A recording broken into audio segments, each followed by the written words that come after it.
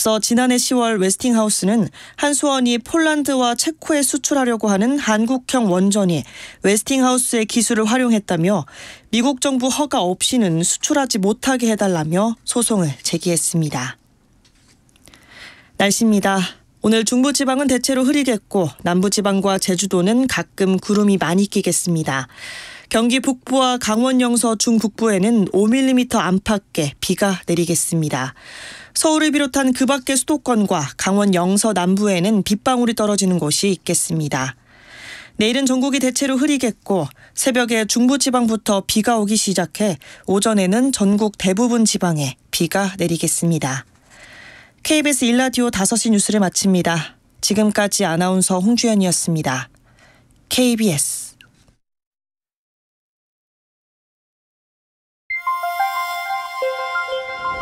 대한민국 중심 채널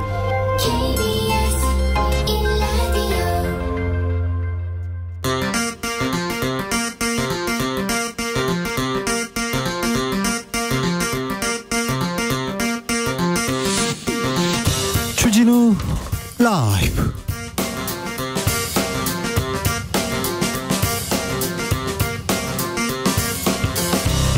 (2023년 9월 19일) 화요일입니다. 안녕하십니까, 주진우입니다. 오늘은 9.19 평양 공동선언 5주년입니다. 신원식 국방부 장관 지명자 9.19 군사합의 폐기해야 한다 주장하기도 했는데요. 9.19 선언은 우리에게 어떤 의미일까요? 윤석열 대통령 유엔 방문했는데 유엔 총회에서 북한을 향해서는 어떤 메시지를 낼까요? 홍현익 전 국립외교원장과 이야기 나눠봅니다. 문재인 전 대통령이 단식 중인 이재명 대표를 찾아 단식 중단을 요청했습니다. 국민의힘 김기현 대표도 이 대표와의 만남 가능성 언급하기도 했는데요. 이 대표는 단식을 끝낼까요? 그리고 멈춰선 정치, 협치 다시 복원할 수 있을까요? 최가박당에서 짚어보겠습니다. 지금까지 이런 대법원장 후보자는 없었습니다. 이균용 대법원장 후보자, 오늘 누락된 재산이 더 나왔습니다. 오늘 청문회에서 2시간 동안 10번 넘게 사과하기도 했는데요. 다른 장관 후보자들 구설이 더 커서요, 이균용 후보자 청문회 가리는 거 아닌가, 이런 얘기도 나옵니다. 정치발전소 장현장에서 살펴보겠습니다. 나비처럼 날아 벌처럼 쏜다. 여기는 주진우 라이브입니다. 오늘도 자중자애, 겸손하고 진정성 있게 여러분과 함께 하겠습니다. 추석을 앞두고 택배 많습니다. 그래서요, 스미싱, 피싱 그런 문자 기승이라고 합니다. 택배 지금 뭐 주소가 안 왔어요. 지금 택배가 가고 있는데 이동 중인데 살펴볼 수 있어요. 이런 식으로 지금 사람들을 속이고 낚고 있다고 하니까 좀 각별히 유념하셔야 됩니다. 추석 전에 막 설레는 문자, 아이고 누구 온다는 문자, 택배 기사님 온다는 알림 문자도 이거 다 설레는 일이었는데 조금 조심하셔야 됩니다. 조심하셔야 됩니다. 자, 택배 문자 말고 여러분을 설레게 했던 문자 있습니까? 네, 저도 있었어요. 저도 있었는데 잘못 온 문자에 엄청 설렜었는데, 네. 그런 문자 있으면 알려주세요. 그런 소식 있으면 알려주십시오. 오늘 이런 소식을 들었어, 좋아요, 막 그런 내용도 알려주십시오. 문자는 샵 9730, 짧은 문자 50원, 긴 문자는 100원이고요. 콩으로 보내시면 무료입니다. 사연 소개되면요, 추첨을 통해서 커피 쿠폰 보내드리겠습니다. 그러니까 많이 보내주십시오. 그럼 주진우 라이브 시작하겠습니다.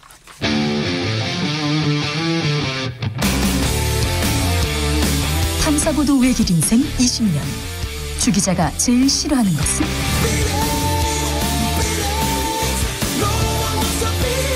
이 세상에서 비리와 부리가 사라지는 그날까지, 오늘도 흔들림 없이 주진우 라이브와 함께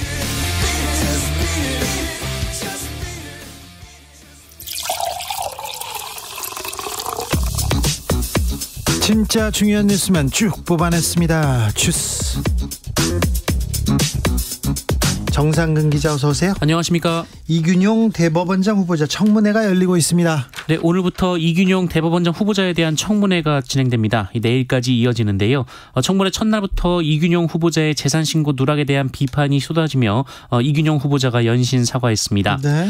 이균용 후보자는 지난 2010년 첫 재산 공개를 할 때부터 지금까지 보유 중인 처가 가족 기업의 비상장 주식 10억 원을 누락했습니다. 그럼 그때도 재산 신고 안 하고 지금도 안 했던 거네요.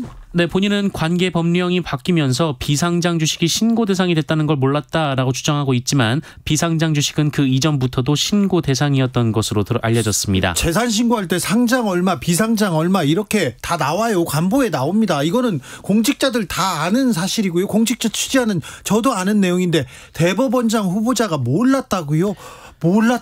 법을 이렇게 모르다니. 네, 이에 박용진 민주당 의원은 선출직들은 재산 신고를 누락하면 당선 무효형이고 고위공직자들은 중징계를 받는다라며 자진해서 후보직을 사퇴하실 의향이 없느냐라고 물었는데요. 이에 이균용 후보자는 비상장 주식의 가액이 10억 원이라는 것도 청문회 과정에서 처음 알았다라며 아무튼 죄송하다라고 말했습니다. 얼마나 부자길래 10억 정도는 나는 몰랐어요. 이제 알았어요. 이렇게 얘기한다고요? 아, 참. 누락된 재산이 계속 나옵니다. 법을 몰랐다고요? 어찌 국민은 판단할지. 자녀의 인턴 경력 문제가 됐어요? 네, 이균용 후보자의 아들은 미국 대학에서 공부하던 중 김앤장에서 인턴으로 활동했는데요. 이균용 후보자의 아들은 경제학과에 재학했습니다. 이에 심상정 정의당 의원은 김앤장은 로스쿨생도 인턴하기가 굉장히 어렵다라면서 학부생 인턴이 있는지도 처음 알았는데 아들이 어떻게 김앤장에 들어갔느냐라고 물었는데요. 심상정 의원에 따르면 김앤장은 학부생 인턴을 별도로 공고하지 않는다라고 합니다. 이에 대해 이균용 후보자는 아들이 군대에 들어가려고 휴학한 뒤 돌아와서 친구들하고 인턴을 한 것으로 알고 있다라며 어떻게 들어갔는지 전혀 알지 못한다라고 말했습니다. 이것도 모른다고 했는데 이균용 후보자 친구나 선후배들이 김앤장이 많을 텐데 수백 명 있는데 이걸 그냥 몰랐다 이렇게 얘기하면 넘어갈 수 있을까요? 건강보험도 논란이 됐어요? 네, 이균용 후보자의 딸은 미국 영주권을 가지고 있고요. 아들은 미국의 중소규모 투자은행에서 일했는데요. 그런데 이들이 최근까지 이균용 후보자의 직장 피부양자로 등록돼 있던 사실이 밝혀졌습니다. 아, 그래요? 이에 대한 질의가 있었는데요. 이균용 후보자는 해외에 직장이 있을 때 건강보험 자격이 안 되는 줄 인지하지 못했다라고 말했습니다. 우리 대법원장 후보자님께서는 법을 너무 모르세요. 법을 이렇게 모르시고 지금 대법원장 하시겠다는데 네, 국민의 눈높이에는 좀 많이 떨어지는데요. 어찌 되는지 내일까지 좀 지켜보겠습니다. 그런데 이균용 후보자의 청문회가 좀 가려지고 있어요. 다른 장관들의 구설수 계속되고 있거든요. 김행 여성가족부 장관 후보자 의혹 계속 이어집니다. 네, 김행 여성가족부 장관 후보자의 배우자 김모 씨가 최근 5년간 신용카드와 현금 영수증 등의 사용액을 영원으로 신고한 사실이 어제 보도됐습니다. 지난 5년간 김모 씨의 총 수익이 10억 원에 가까운데요. 쓴 돈이 없다라는 의미입니다. 또한 지난 2013년 김행 후보자는 청와대 대변인으로 일하면서 자신이 공동 창업한 온라인 뉴스 사이트 위키트리를 떠났다고 밝힌 바 있는데요. 네. 그런데 떠나 있었다던 기간에 이 회사로부터 급여 수천만 원을 받은 사실도 알려졌습니다. 떠나 있었을 때 또 광고는 더 많이 받았다면서요? 네, 김행 후보자가 청와대 대변인으로 근무하던 지난 2013년 위키트리에 대한 정부 광고 집행도 급증했다는 보도도 있었습니다. 네. 오늘 김행 후보자 도어 스태핑 중단한다 선언했습니다. 네, 김행 후보자는 오늘 인사청문 준비단 사무실로 출근하면서 기자들과 만나서 가짜뉴스에 도가 지나치다라며 청문회 전까지 도어 스태핑을 중단하겠다라고 선언했습니다. 그런데 우리가 지금 전했던 뉴스 이거는 그냥 가짜뉴스 아니잖아요. 본인한테 불리한 얘기가 나오면 가짜뉴스 이렇게 얘기하는 건 아니겠죠. 네, 다만 김행 후보자는 배우자 지출 내역과 관련해서 연말 소득공제 신고할 때 누락됐다라고 밝혔습니다. 네, 지켜보겠습니다. 신원식 후보자 5.16 혁명이다 이렇게 얘기했는데 국방부 장관이 쿠데타를 미화한다. 이걸 어떻게 또 받아들여야 될까? 굉장히 그런 얘기를 한두 번도 아니다. 이걸 어떻게 받아들여야 할까? 굉장히 의아해하고 있었는데 이번에는 이완용을 변호하는 듯한 발언을 했습니다. 네, 신원식 국방부 장관 후보자가 친일파 이완용의 매국 행위에 대해 어쩔 수 없는 측면도 있었다라는 입장을 밝혀 논란이 됐습니다. 어쩔 수 없다고요? 네, 지난 2019년 조갑제닷컴에 올라간 신원식 후보자의 광화문 집회 연설문에 따르면 이 신원식 후보자는 문재인 전 대통령의 한일 군사정보보호협정 효력정지 결정에 대해 이완용과 비교도 되지 않는 5,000년 민족사의 가장 악질적인 매국노라고 비판했습니다. 그런데 여기서 이완용에 대해 이 매국노의 상징으로 비난하지만 당시 대한제국은 일본과의 국력 차이가 너무 현저해 독립을 유지하기 어려웠다라고 주장했고요.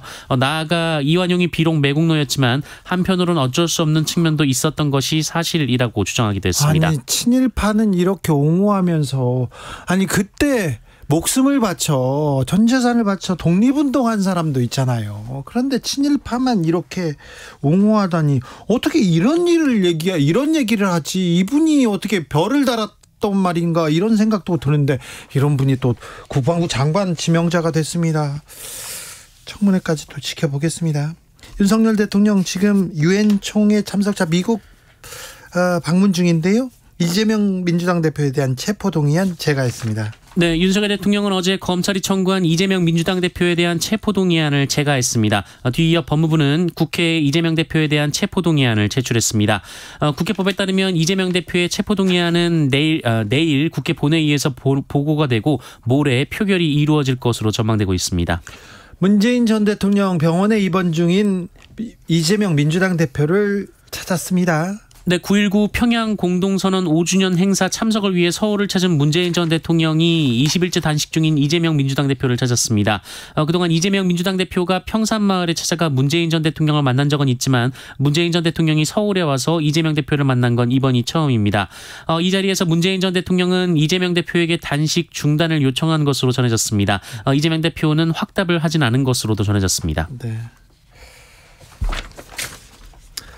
이동관 방송통신위원장의 사진을 잘못 쓴 YTN 직원들에게 경찰이 압수수색 영장을 신청했습니다. 3억 원의 손해배상 청구도 있었는데요. 이 부분은 뒤에 다 다루겠습니다. 뉴스타파를 인용한 방송사들이 있습니다. 그런데 과징금을 부과할 것 같다고요? 네, 방송통신심의위원회 이 방송심의소위원회는 어제 회의를 통해 SBS를 제외한 KBS, MBC, JTBC, YTN에 대해 과징금 부과를 의결했습니다. 이들 4개 방송사 징계 내용과 과징금 액수는 오는 25일 전체 회의에서 확정될 예정입니다. 이 과징금 부과는 이 방송통신심의위원회가 할 수 있는 가장 높은 수위의 징계로 평가받고 있는데요. 지난 2019년 기자가 자기 목소리를 변조해서 허위 인터뷰를 내보낸 KNN이 이 과징금을 부과받은 바 있고 이것이 지상파에 대한 역대 최고의 징계였습니다. 한편 이동관 방송통신위원장은 국민의힘 의원들이 주최한 가짜뉴스 관련 공청회에 참석해서 진보좌파 세력이 가짜뉴스로 선거판을 엎으려는 시도를 맨날 했다라며 그것이 윤석열 커피 사건이라고 주장했습니다. 윤석열 커피 사건, 그 윤석열 후보자의 커피라는 단어를 지금 언급한 적도 없는데, 자, 방송사들에 대한 징계, 과징금 부과, 이게 이렇게 급하게 이렇게 서두를 일인지 법에는 맞는지도 좀 따져봐야 되는데 지켜보겠습니다.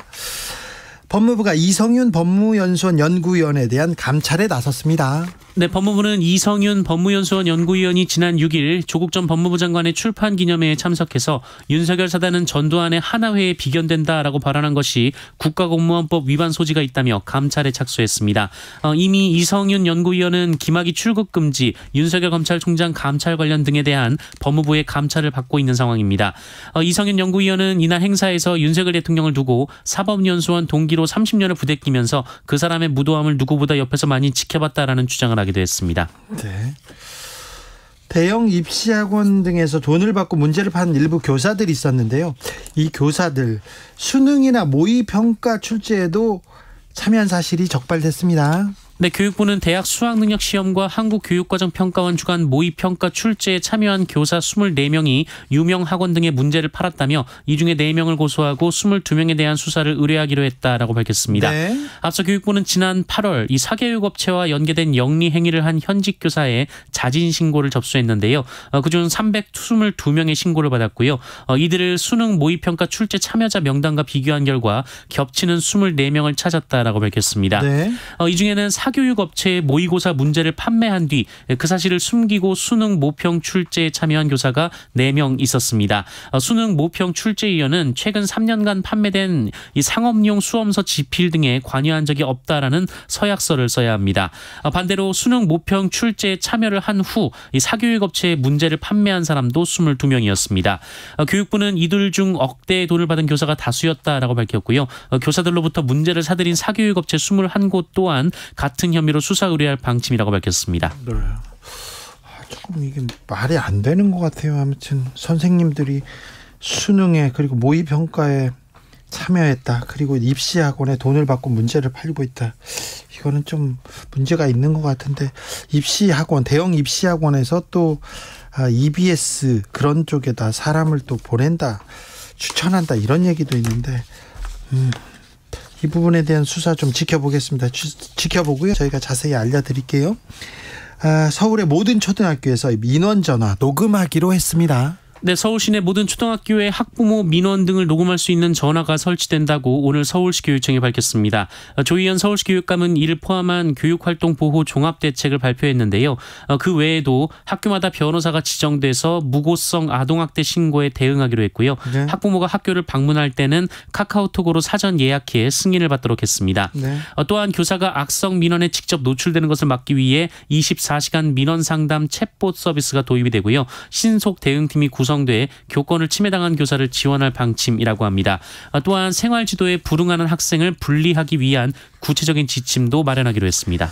학부모가 선생님한테 개인적으로 이렇게 전화를 하거나 카톡을 하거나 이런 부분도 조금 막아줘야 될 것 같습니다. 뭐 감사합니다 이런 전화도 좋겠지만 이런 부분도 조금 사생활 침해 염려가 있고요. 아동학대죄로 이렇게 막 고발한다던가 그 부분도 좀 막아줘야 되는데, 그리고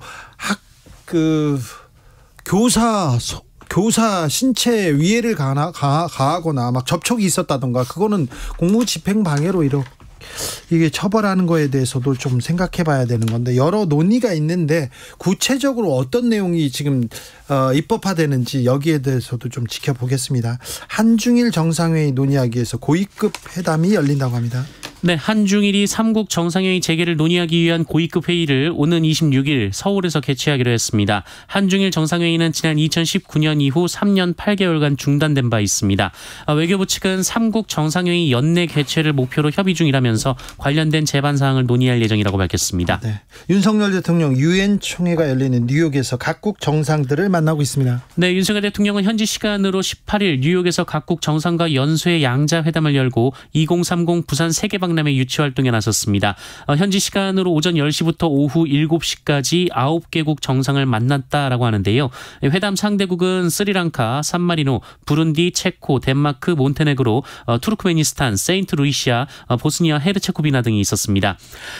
김은혜 홍보수석은 오늘 서면 브리핑을 통해서 양자 회담이 추가로 잡힐 가능성이 있어서 최대 40개국이 넘을 수도 있다며 초강행군이라고 밝혔습니다. 40개국을 또 만날 수 있다고, 초강행군이라고요? 아무튼 정상회담을 많이 열어서 50개국도 더 많이 만나가지고 기네스북에 이렇게 등재할까 이렇게 고민 중이라는데, 이게 외교적으로는 어떤 의미가 있는지 저희가 2부에서 자세하게 살펴봅니다. 주스 정상근 기자 함께했습니다. 감사합니다. 고맙습니다. 자, 설레는 문자 있었어요. 좋은 문자 있었어요. 좋은 소식 들었어요. 자, 들어보겠습니다. 0226님 입사 9년 차입니다. 회사에서 올해 처음으로 여름에 휴가비 전 직원한테 지급한다고 연락 왔을 때 너무 좋았어요. 아이고 좋으셨겠네요. 아이고 뭐 준다고 하면 좋죠. 네, 좋죠. 이런 문자 받아봤으면 좋겠다. 네, 징계 받으러 오세요. 이런 문자 안 받는 게 얼마나 좋아요. 9749님 29년차 주부입니다. 29년차 주부라. 와, 밥 밖에서 먹자. 남편 문자가 즐겁습니다. 그 밥에 그 나물에서 탈출하는 남이 차려주는 밥상이 최고입니다. 그렇죠. 좋죠. 예. 이게 돈을 적게 쓰고도 굉장히 그 감동 주고 사랑받을 수 있는 일이군요. 네, 그렇게 하시면 됩니다. 좋은 팁을 알려주셔서 감사합니다. 최수연님, 대학에서 강의하는데요. 학생들이 수업 듣고 감동이었다고 문자 왔을 때 설렙니다. 그럼요. 훌륭하시네요. 훌륭합니다. 0625님, 소개팅 상대가 소개팅 내내 힘들어 하길래 제가 마음에 안 드는 줄 알고 연락도 안 했어요. 근데 여자분이 먼저 연락 왔어요. 주차장에서 나갈 때 에스코트해서 해줘서 고맙다고요. 지금 아내가 되었고 여전히 주차는 잘 못합니다. 네, 그렇구나. 네. 네. 그렇군요. 잘 표현을 못하는 사람들이 있잖아요. 그러니까 그렇게 포기하면 안 됩니다. 9193님, 아우디 차 빼달라는 문자 받고 설렜어요. 저는 경차 타는데요. 외제차라뇨. 저 오늘 설렜다고 했잖아요. 문자가 3개 나왔어요. 택배 DHL이랍니다. 심지어 외국에서 왔다고. 그런데 누가 전화번호를 잘못 적어놓은 거였어요. 엄청 설렜는데. 네, 그렇습니다. 2134님, 신랑이 저녁에 치킨 사온다고 합니다. 오늘 저녁 안 해도 되니까 많이 설레요. 주 기자님 방송 늘 잘 듣고 있습니다. 항상 응원합니다. 네, 치킨 사온다고만 해도 이렇게 설레는구나 집에. 몰랐네. 몰랐습니다. 20년 넘게 이거를 몰랐네요. 0441님, 사과 농장 하시는 아버지가 올 추석 때 나갈 사과 좋은 값 받았다고 한 게 가장 좋은 소식입니다. 사과, 네. 사과가 비싸다면서요? 네. 아무튼 사과 농사 되게 어려웠다는데, 네. 좋은 값 받았다니 다행입니다. 네. 2509님, 시부모님이 이번 명절 때 두 분이 제주도 가신다고 남편한테 문자 왔어요. 결혼 후에 첫 휴가 받는 느낌이에요. 혼자 여행이라도 갈까봐. 신나겠다 이거. 이번에 올 필요 없다. 우리 여행 간다. 이것도 좋은 소식이구나. 시부모님들, 네. 이 사랑받는 방법이 이런 거래요. 네. 잘 모르겠으나 그냥 그렇답니다. 네. 교통정보센터 다녀올까요? 유하영 씨. 네, 이 시각 교통정보입니다. 퇴근길 정체가 빠르게 늘었습니다. 서울 시내에서는 강변북로 일산 방향 청담대교에서 가양대교까지 밀리고요. 1시간 10분 이상 걸립니다. 올림픽대로 공항 쪽으로 잠실대교에서 방화대교까지 막힙니다. 1시간 20분 정도 예상되고요. 고속도로는 서해안고속도로 서울 쪽으로 서평택에서 팔탄 분기점까지 밀리고요. 더 가서 광명역 1, 2차로에서는 사고 났습니다. 주의하셔야겠습니다. 이후로도 금천까지 속도 떨어지고요. 경부고속도로 서울 방향 경기권 정체가 깁니다. 입장에서 안성까지 막히고요. 이 구간 지나는 데만 30분 정도 걸립니다. 더 가서 동탄 분기점을 앞두고 속도 떨어지고요. 또 기흥에서 죽전까지도 답답합니다. 서울 도심에서는 양재에서 반포까지 정체입니다. KBS 교통정보센터였습니다.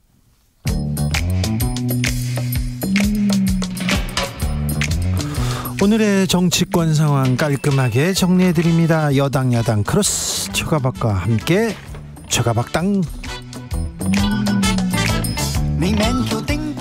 여야 최고의 파트너입니다. 최영두 국민의힘 의원 어서 오세요. 네, 안녕하십니까. 박당 박성준 더불어민주당 의원 어서 오세요. 예, 안녕하세요. 네. 네. 바쁘시죠? 예. 무슨 일로 이렇게 바쁘세요, 최영두 의원님? 오늘 국회에서 일이 많았고요. 회의도 많고 일도 많고 또 제가 오라는 데도 많고 대선 조작 조사 특위여서 또 그 회의도 하고 네. 그리고 오늘 참 중앙아시아 5개국이 국회의장단이 우리나라를 방문했습니다. 이 중앙아시아가 아시겠지만 우리 홍범도 장군이 묻혀 있었던 카자흐스탄부터 해서 우즈베키스탄, 키르기스탄, 이 스탄 5개 나라인데 굉장히 중요한 나라입니다. 우리나라랑 협력. 그래서 오늘 그 의장 회의가 국회의장 5+1 국회의장 회의가 있었는데 그게 국회의장께서 저를 꼭 좀 참석해달라고 했어요. 외교통. 오후 내내 그냥. 왜냐하면 외교통에서 그런 게 아니라 그 우리 의원님들이 좀 참석해 주셔야 되는데 별로 안 오세요. 외교통입니다. 박성준 의원님. 아니 갑자기 최영두 의원이 그 국민의힘 무슨 조작 뭐가 있어요? 아니 제가 왜 만들냐면 좀 이따 얘기할 텐데 선거 조작 예전에 영화 개봉이 있었잖아요. 공작이란 영화. 다시 왜 국민의힘이 이런 공작 정치를 하려고 하는 그런 움직임을 보이고 있어서 상당히 안타까워요. 또 다른 영화의 공작의 이 국민의힘 주인공들이 등장할 우리 박성준 의원이 공작 이야기하는 게 별로 새롭지 않습니다. 옛날 흘러간 영화고 지금 아무도 안 보는 오늘 제가 막당 재밌겠다. 조작 전국으로 가는데 이거 잘한다. 대부분의 모습을 보면 딱 공작이에요, 공작. 네. 아니 누굽니까 신가하고 역사의 심판을 받지 않기 바랍니다. 예. 김만배 신한조 그 두 분이 녹취록했던 게 그걸 편집해갖고 그걸 대선 3일 전에 방송하는 게 그게 온당한 일입니까? 자, 그 얘기는 잠시 후에 하겠습니다. 오늘은 9.19 평양 공동선언 5주년째 되는 날입니다. 9.19 선언 남북에 큰 영향을 미쳤는데요. 자, 오늘 어떻게 촉하고 계십니까? 최영두 의원님. 저는 이 9.19가 저한테는 특별한 다른 추억이 있습니다. 네. 그게 언제냐면 2005년이었는데 그때 네. 베이징이었습니다. 예. 제가 문화일보 기자로서 당시에 외교부 주리 기자로서 육자회담을 지지하고 있었는데 이날 네. 굉장히 역사적인 선언이 있었습니다. 네. 이 9.19 공동성명 네. 영어로 September Declaration 해가지고 이게 뭐 당시에 한국 북한 또 중국, 일본, 러시아, 미국 해서 한반도를 육자가 다 한 사실은 난 이게 앞으로 북핵 문제를 해결하는 마지막 평화 장전이라고 생각을 합니다. 예. 가장. 그게 있었는데 사실 그게 이제 진행이 안 됐죠. 그게 왜냐하면은 하나씩 해서 나중에 결국에는 북미 수교도 가고 북일 간 수교도 가고 하는 평화 또 남북 간에도 평화 경제가 이루는 그런 로드맵이 다 있습니다. 그런데 이 로드맵을 안 지키고 있었습니다. 북한이. 그래가지고 계속 북핵 상황이 악화되지 않았습니까? 그리고 9.19라는 게 오늘 보니까 이게 우리 문재인 대통령께서 북한 김정은이랑 평양 공동선언 채택하고 했는데 네. 그 당시 핵심이 군사 분계선을 기준으로 비행 금지 구역을 설정한 것입니다. 네. 그리고 포병 사격과 연대급 이상 야외 기동 훈련을 금지하고 뭐 이런 거였는데 그 이후로 지금 5년 동안 북한은 계속 도발했습니다. 심지어 개성공단에 우리 국민들의 세금으로 지어준 사무소도 포탄으로 박살내버렸고요. 그런데 지금 굉장히 중요한 안보 위협이 되고 있습니다. 그래서 이거는 왜냐하면은 북한은 이 휴전선 부근에 정찰 자산이 그렇게 많지가 않습니다. 네.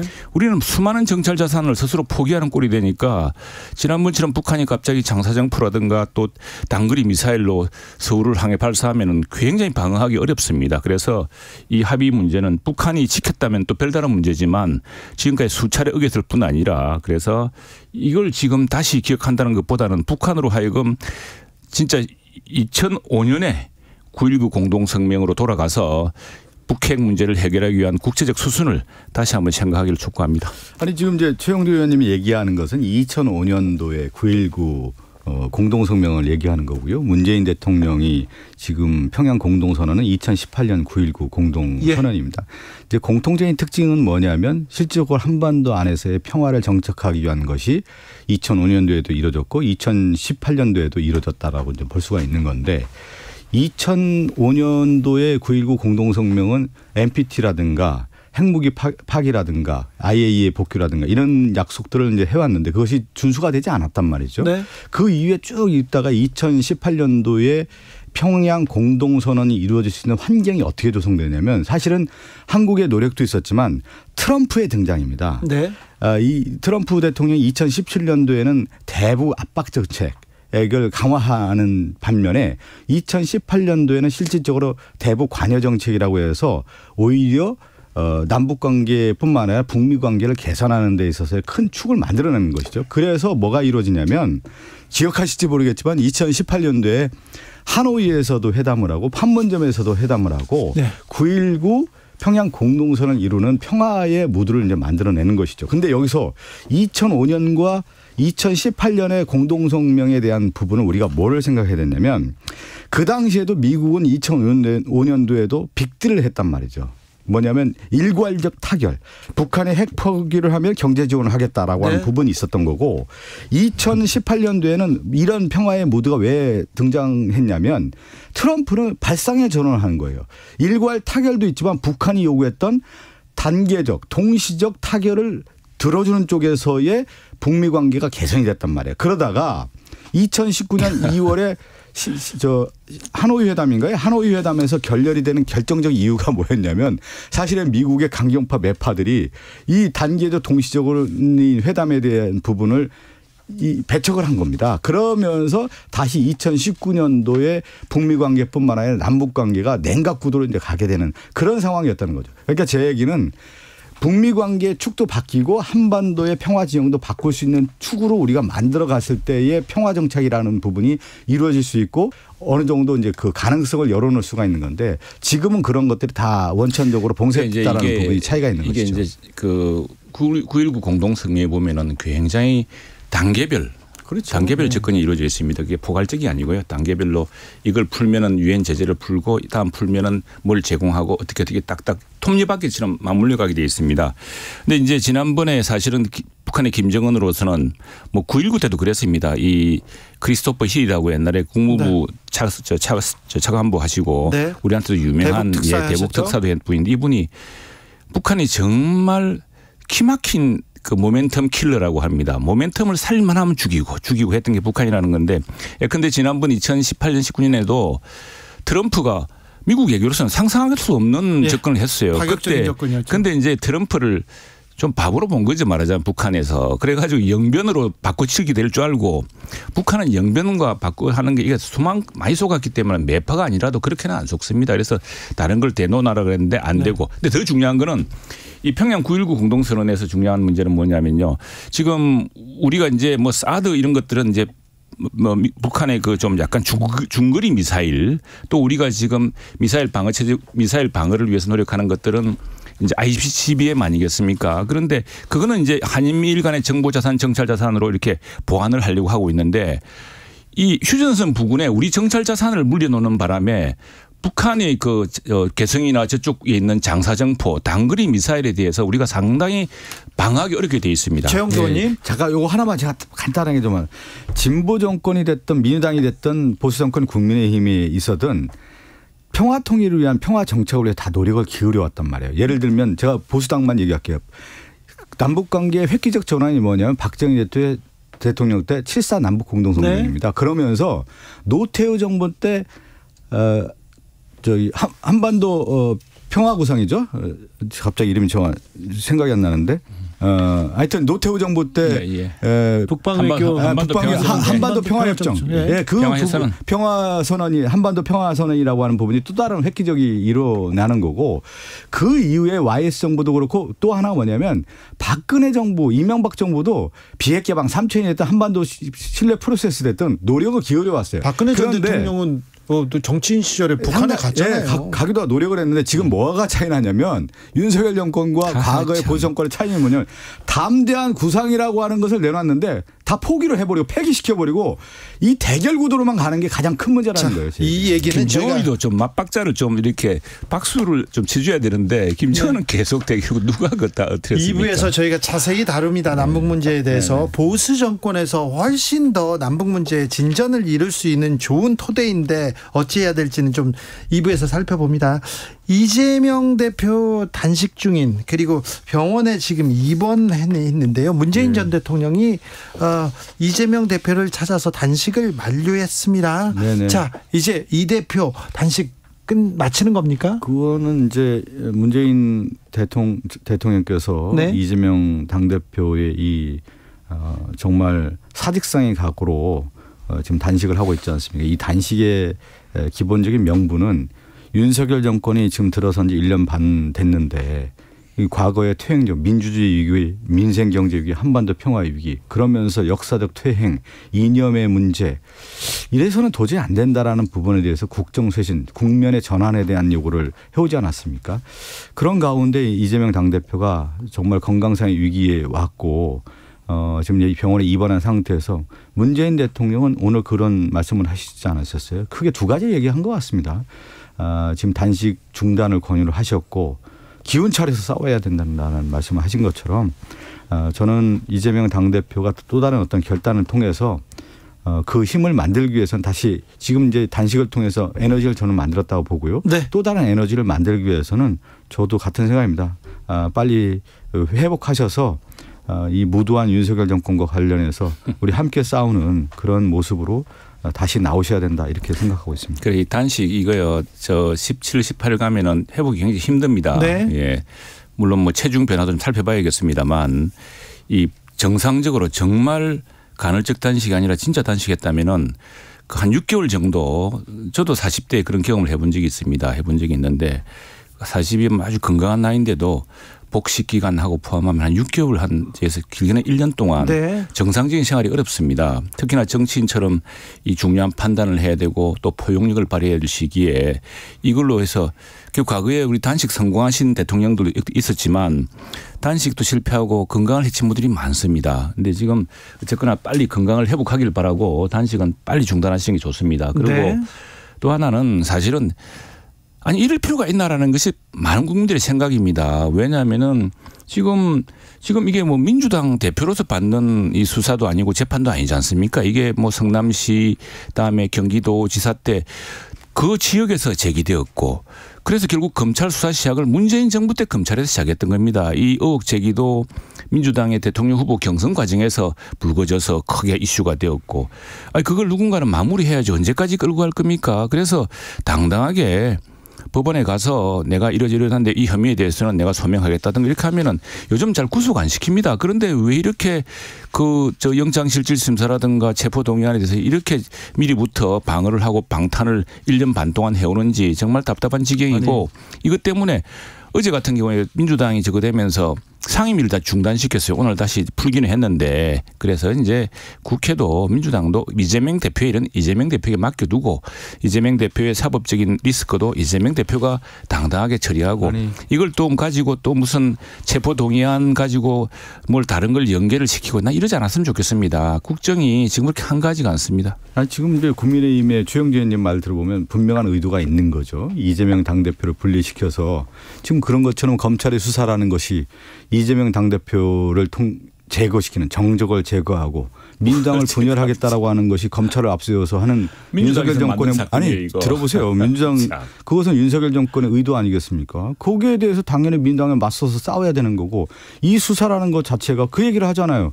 아니 그렇게 1년 반 동안 수사를 해서 탈탈 털고 400여 차례 압수수색을 해왔고 그런데 지금 나와 있는 증거가 뭐가 있습니까 도대체. 수사 널뛰기 수사하고 있고 이작도 수사했는데 얘기를 들어보시죠. 그렇게 해서 해왔는데 피의사실 공표 맨날 하면서 나왔는데 실질적인 내용이 없지 않습니까? 그래서 이재명 당대표가 그런 얘기를 했잖아요. 비회기 동안에 영장 청구해라 당당히 나가겠다. 그런데 비회기 3일 줬습니다. 3일. 아니 들어보세요. 충분히 시간이 있었어요. 영장 청구도 아니 들어보세요. 최영두 의원님. 세상에 그런 게 어디 있습니까? 그래놓고 지금 9월 달에 다 돼서 정기국회에서 근데 이 의도가 그대로 맞아떨어지잖아요. 자, 네? 맞아떨어져서 18일 날 영장 청구하고 바로 제거시켜서 내일 보고하고 21일 날 표결에 붙여서 정적 제거하고 민주당 분열시키겠다는 올감이 씌우겠다라는 게 그대로 드러나는 거 아닙니까? 다수의 국민들과 또 민주당의 다수가 또 생각하는 건 이런 겁니다. 지금 어쨌든 이 일로 민주당 내부에서는 다른 의견을 말하기 어렵게 됐습니다. 네. 왜냐하면은 체포동의안 당당하게 응하자 했던 민주당 목소리도 커졌고 뭐 했는데 소환하기 직전 날 소환 통보받고 바로 전날 단식을 시작해서 지금 이제 구속영장이 청구되는 그래서 체포동의안이 넘어오는 해서 단식이 지금 진행 중인데 아무튼 지금 참 민주당 내에서는 이런 문제로 다른 소리 하기 어렵게 됐지만 국민들이 볼 때는 이렇게 할 일인가라고 정말 참 크게 답답해하고 있습니다. 자, 병원으로 실려간 날. 네네. 이 대표가 병원으로 실려간 날 구속영장이 청구됐습니다. 그래서 이제 대통령이 재가를 했고요. 어찌 됐건 아니 저 그날 그렇잖아요. 그날 아침 9시에 대통령 해외에 나갈 때 딱 9시에 검찰이 영장 청구하지 않았습니까? 이건 딱 짜여진 각본대로 가고 있다라는 거 하는 것을 그대로 드러내 주는 거죠. 각본대로 가기는 그날 이제 더 이상 수사도 이제 안 받으시겠다 그러고 하니 이제는 마무리할 때가 됐죠. 언제까지 이 사건 갖고 갈 겁니까? 민주당 정부 때 시작되어서. 아니요. 제가 그 얘기를 언제까지 탈탈 거예요. 언제 수사에 제대로 응했으며 언제 재판에 응했습니까? 역대 정부에서 방탄으로 1년 반 협의하지 않았다. 역대 정부가 사전정국을 했을 때 이렇게 1년 반 동안 사전정국을 한 팀이 어디 있습니까? 그것도 야당 대표를 통해서. 자, 이게 야당 수백 차례 압수수색한 정국이 어디 있습니까? 잠시만요. 그런데요. 그 막으려고 방탄하려고 대표 됐으면서. 저기 방탄하는데 이재명 대표는 불체포 특권 포기 약속했잖아요. 그리고 민주당도. 그런데 아니 불체포 특권 관련된 부분에 대한 것은 헌법적인 권한이고요. 그 부분에 대해서 비회기 또는 영장을 청구를 하면 당연히 아니 불체포 특권 약속도 했잖아요. 포기하겠다고. 아니 들어보십시오. 비회기가 며칠이었습니까? 아니 이거는 왜 그러냐면 비회기가 남들이 들으면 한 달인 줄 알겠습니다. 들어보세요. 최영두 의원님 너무 그렇게 얘기하지 마십시오. 야당 대표에 대해서 지금까지 김기현 대표뿐만 아니라 국민의힘 야당 대표가 단식하는데 조롱의 언어 진짜 있을 수 없는 말 그렇게 해오지 않았습니까? 그렇게 빨리 건강 챙기시고 단식하면 위험하다고 아니 그렇게 얘기하지 마십시오. 지금 보면은 누가 정치를 신청 또 그렇게 얘기하십니까? 지금 단식으로 해결될 문제입니까? 아니 그렇게 어떻게 그렇게 얘기를 해요? 지금 그럼 국정 실패라든가 이 국정의 난맥상에 대해서 누가 책임지고 있습니까? 지금 도대체 아니 다수당이 그 지금 압도적인 의석으로 장관들 3명 지명한 거 보세요. 있을 수 있는 일입니까 이게? 법안을 엄명하게 얘기를 해야죠. 야당이 지금 박성준 의원님 다수당임을 잊지 마세요. 다수당임을. 아니 집권당임을 잊지 마십시오. 누가 책임지고 있습니까 지금 도대체? 집권당임을 할 수가 있습니까? 이 얘기만 나오면은요 자동적으로 싸우게 되나 봐요. 네, 자 다음 이슈로 넘어갈게요. 오늘 이균용 후보자 청문회 진행되고 있습니다. 그런데 지금까지 이런 대법원장 후보자는 없었다 이런 얘기가 계속 나옵니다. 자 최영두 의원님 어찌 보셨어요? 잘 살펴보지는 못하셨죠? 근데 재산 신고 누락이 계속 나오고 오늘도 또 나왔어요.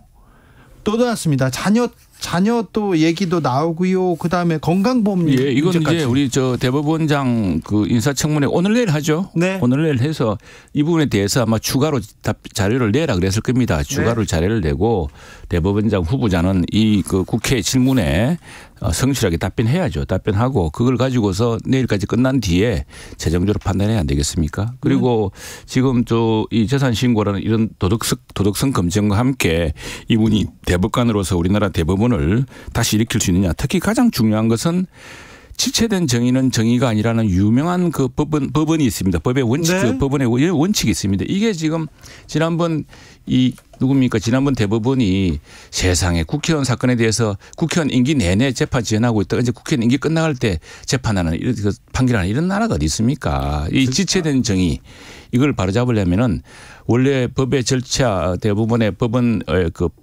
판결 절차에 있는 대로 해서 신속하게 해줘야죠. 그래야지만이 국민들도 억울함을 들고 정의도 빨리 세워지지 않겠습니까? 그래서 그런 것을 할 능력이 있는가를 좀 검증하는 게 중요할 것 같습니다. 지금 말씀하신 것처럼 이제 후보자 검증이라고 하는 것은 두 가지 큰 틀이지 않습니까? 하나가 능력에 대한 부분이고 하나가 이제 도덕성에 대한 부분인데 능력이라고 하는 부분은 판사가 그동안에 어떤 판결을 했는지에 대한 것을 가지고 판단해야 되겠죠. 그리고 도덕성은 당연히 검증을 해야 되는 건데 지금 보십시오. 그 후보자의 판결을 보면 젠더 지금 시대의 흐름에 완전 뒤처진 판결을 하고 있고요. 또 재산 신고 누락이라든가 자녀 특혜 의혹이라고 하는 부분 그리고 부동산 투기 의혹 뭐 보면은 완전히 의혹 덩어리인데 제가 한마디로 정할게요. 대법원장의 가장 중요한 역할은 법 앞에 평등에 대한 부분을 가지고 판단해야 되는데 이균용 후보자는 어떻게 살아왔냐. 법 앞에 평등이 아니라 법 위에서의 자기의 판사로서 역할을 했다. 자기에게는 법을 적용하지 않았다. 뭐냐면 치외 법권 지역에 살았던 거예요. 지금 봤을 때. 이 부분에 대해서 엄연하게 얘기하고 또 하나가 가장 중요한데 대법원장 후보가 나왔는데 자료 제출을 안 했다? 예를 들어서 재판 과정에서 자기 자료를 제출 안 했다고 하면 아마 엄벌에 처했을 겁니다. 이 판사로서. 그런데 지금 답변 자료도 제대로 안 넣고 자료 제출을 하지 않았다는 부분부터 정정당당하지 않고 법원 장으로서 대법원장으로서 역할에 저는 부적격 사유라고. 청문회는 내일까지 계속됩니다. 지켜보겠습니다. 네, 지켜봐야죠. 지금 그 일부 주장에 대해서 대법원장 후보자가 소명을 하고 또 이게 이제 비상장 주식 보유 사실 뭐 누락 등에 관한 것인 건데 이 문제 절차상 한번 따져봐야죠. 이게 지금 최영도 의원님, 최영도 의원님 국회의원 처음 할 때 우리 기자할 때 재산 이렇게 재산 관보에서 들여다보잖아요. 상장 주식 얼마, 비상장 주식 얼마 이거 알잖아요. 저는 근데 주식 투자를 안 해가지고. 아니, 이 얘기를 좀 한번 할게요. 아니, 최영두 의원님. 비상장 주식을. 최영두 의원님, 잠깐 이 얘기 한번 할게요. 국회의원이 만약에 재산 등록해서 비상장. 잠깐 제 얘기 듣고 얘기하세요. 이게 보니까 2000년부터 처가 가족 기업 이곳에 주식 2,000주. 아니, 잠깐 들어보시죠. 본인과 배우자를 갖고 있다는데 이게. 종종 가끔 배우자들 갖고 있는 거를 뭐 숨기려고 한 게 아니라 뭐 아무튼 내일 소명해야 되고 제가 이 얘기 한번 드려볼게요. 제가 뭐 대변해 줄 아무 이유가 없습니다. 최영두 의원님 이 얘기는 반드시 해야 돼요. 뭐냐면 국회의원이 예를 들어서 재산 등록에 있어서 네. 의도적으로 네. 이렇게 안 했다. 10억 했다. 그럼 누군가가 아마 상대 후보가 법적 고발을 했을 겁니다. 그렇죠. 그러면 법적 처분을 받게 되는데 네. 재판 과정에서 어떻게 나왔을까. 네.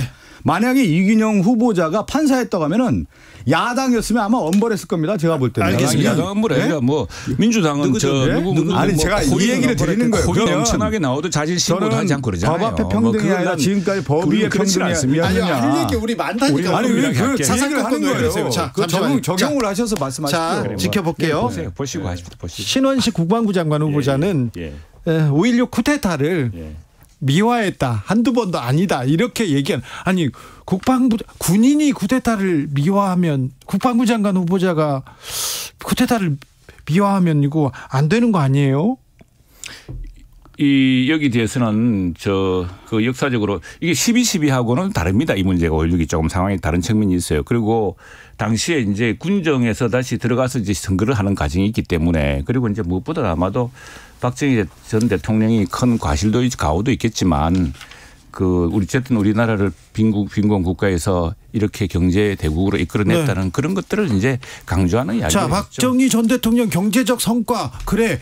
그 부분에 대해서 칭송한다. 거기까지 맞는데. 그런데 쿠데타. 아니 내가 뭐 하나만 이야기할게요. 네. 이 당시 역사는 또 굉장히 평가해야 되고 이 과정에 대해서 우리가 헌법재판소와 대법원에 의해서 판결된 12.12 5.18하고는 네. 뭐 명백하게 그건 헌정하는 건데 당시에 5.16이 났을 때 참 이게 역사적으로 좀 판단하기 제목이 누구냐면은 우리 독립군 하셨던 돌벽에 서셨던 장준하 선생이 네. 사상계에서도 당시 왜냐하면 민주당 정부에 4.19 이후에 민주당 정부가 너무 무능하고 부패해가지고 그 국민들이 염증이 컸거든요. 그래가지고 당시에 그 장준하 발행인이 사상계에 5.16에 대해서 그걸 지금 보자면 지지에 가까운 글을 쓰신 것도 있습니다. 그런 당시의 역사적 상황도 봐야죠. 근데 우리나라 역사관을 바라볼 때 이제 근현대사라고 얘기하지 않습니까? 그게 이제 분기점을 좀 봐야 돼요. 일제시대 때의 그 상황을 어떤 역사관을 가지고 바라보느냐. 그러니까 현재에서 과거에 대한 시점을 바라보는 거고 또 하나는 해방 정국에 대한 역사관. 그다음에 이제 우리나라가 정부 수립 이후의 역사관을 바라봐야 되는 건데 지금 신원식 장관 후보자는 가장 큰 문제가 뭐냐면 이완용이 비록 매국노였지만 어쩔 수 없는 측면이 있다. 이거는 뭐냐면 한국의 독립의 역사를 부정하는 거예요. 그러다 보니까 이 얘기를 하다 보니까 독립군이었던 광복군이었던 홍범도 장관을 없애야 되는 거예요. 역사에서. 그런데 이분이 국방부 장관 후보자다. 그 위에 가장 중요한 뭐냐면 근현대사에서 가장 우리나라 군부 정권의 치욕의 역사 우리나라의 역사에 있어서는 안 되는 역사가 뭐냐면 12.12 쿠데타 5.16 쿠데타에 대한 부분이란 말이에요. 이거에 대해서 각 군 출신인 신원식 장관 후보자가 혁명이라고 얘기하고 12.12 군사 쿠데타 역사학자뿐만 아니라 정치학자뿐만 아니라 모든 정치인들이 이 군사 쿠데타라고 얘기하는데 신원식 장관 후보자가 뭐라고 했냐면 나라를 구한 것이다라고 얘기했단 말이에요. 이거는 뭐냐면 대한민국의 역사를 부정하는 거예요 자체가. 그렇기 때문에 이거는 그건 이제 있을 수 없는 장관 후보자다. 그래서 당연히 낙마해야 되는 거예요. 그 부분에 대해서는 징역 처리해야 되는 겁니다. 이거는. 그 부분에 대해서는 국방부 청사에 이제 후보 사무실로 출근하면서 네.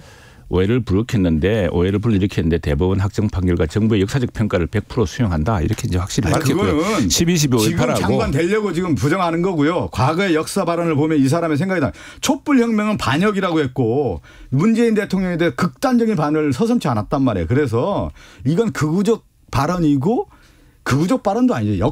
대한민국의 역사의 정통성을 부정하는 발언이란 말이에요. 그래서 이 장관 후보자로서는 부정적인. 청문회에서 이 발언에서 사실 따져보시고 그다음에 지금 심각한 안보 상황에서 그리고 이 문제를 이 신원식 장관 후보자를 갑자기 발탁하게 된 경위도 또 민주당에 있다는 것도 좀 아셔야 돼요. 아니 갑자기 그냥 국방부 장관을 탄핵하겠다고 하니까 민주당 실력이면 그 속도와 실력이면 금방 탄핵하거든요. 탄핵하면은 몇 개월 동안 헌법재판소 결정 날 때까지 우린 국방부 장관이 없는 체제가 됩니다. 그런 체제가 지금 북러 간의 이런 밀약 속에서 밀그레 속에서 얼마나 위험합니까? 그래서 정부가 불가피하게 우리 국회에서도 국회의원으로 해왔다. 이거 사실 전에 우리 김대중 대통령 때 한 분 계셨죠. 누구죠? 군 출신.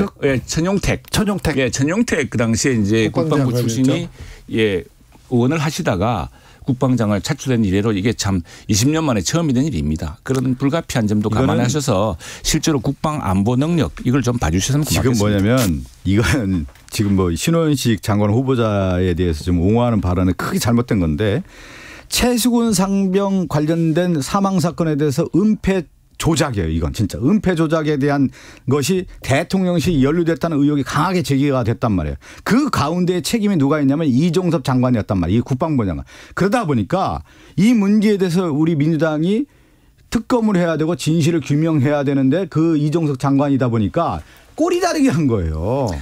탄핵을 한다고 하니까 바로 꼬리 자르기가 이 국면 전환을 하기 위해서 장관 신원식 장관을 지명하게 된 겁니다. 대통령이 미국에서 이재명 대표 체포동의안 제가 했습니다. 그래서 법무부가 오늘 국회에 방금 전에 국회에 이 체포동의안 보냈습니다. 내일 모레 이재명 대표 체포동의안이 표결에 붙여질 것 같은데 내일 보고가 되겠죠. 보고가 되고 모레 표결에 붙여질 것 같은데 어찌 될 것 같습니까? 아니 그러니까 이 문제를 민주당에서는 어떻게 바라보냐에 대한 부분인데 그동안 1년 반 동안 이재명 당대표에 대한 수사가 진행됐는데 이 영장 청구가 부당한 영장 청구라는 거 아니겠습니까? 그렇다고 하면 당연히 이 영장 청구의 부당성을 민주당 의원들이 다 저는 대부분 공유하고 있다고 생각되고요. 거기에 따라서 정치적 판단을 하고 의원들이 개별적으로 결단을 해야 되는 것이죠. 우리 박 의원님과 또 박 의원님과 비슷한 생각을 하는 사람들이 이거 다수의 민주당 의원들이 생각이 달라요. 지금 우리가 당당하게 왜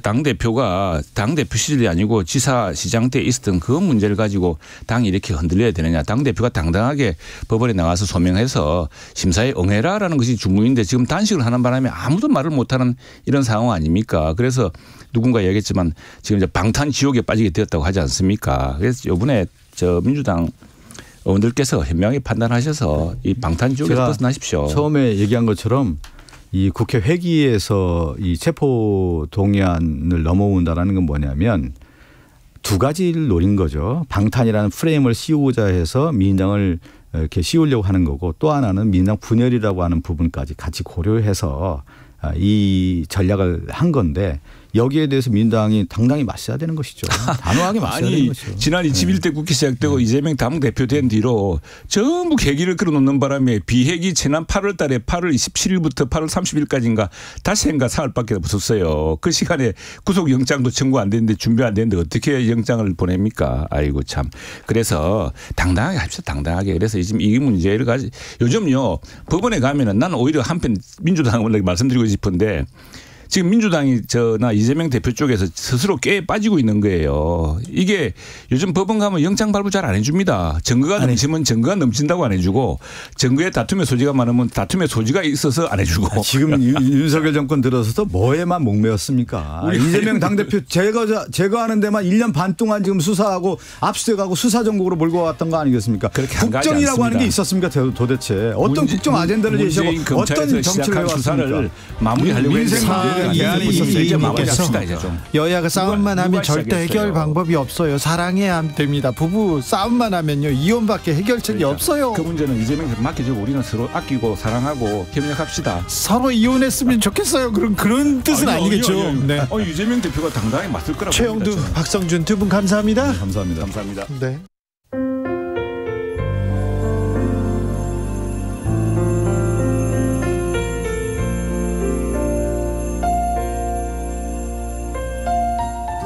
KBS 라디오 연중기획 희망충전 대한민국 552번째 이야기. 안녕하세요. 아나운서 이현주입니다. 중학교 2학년인 민주는 아빠와 엄마의 건강이 늘 걱정입니다. 몇 해 전 공장에서 작업 도중 손가락 절단 사고를 겪은 아빠. 여러 번의 수술과 검사를 받던 중 신장에 이상까지 발견돼 투석을 이어오고 있는데요. 엄마는 충격으로 인해 체중이 20kg 넘게 줄었고 치아의 절반 이상이 빠져버렸습니다. 게다가 겨울 전까지 집을 비워줘야만 하는 민준의 가족. 결국 빠듯한 생계에 아빠는 아픈 몸을 이끌고 일용직 근무를 다시 시작했습니다. 점점 야위어가는 엄마와 언제 쓰러질지 모르는 아빠. 민주의 마음은 하루하루 불안하기만 합니다. 민준의 가족이 좀 더 안정된 삶을 살 수 있도록 여러분이 관심과 사랑을 보내주세요. 여러분의 따뜻한 손길이 희망의 빛이 됩니다. ARS 060-700-1580 060-700-1580 한 통화 3,000원으로 희망을 선물해 주세요. KBS 라디오 연중기획 희망충전 대한민국은 초록우산 어린이재단, 인탑스 주식회사 그리고 청취자 여러분과 함께합니다. ARS 060-700-1580 한 통화 3,000원입니다.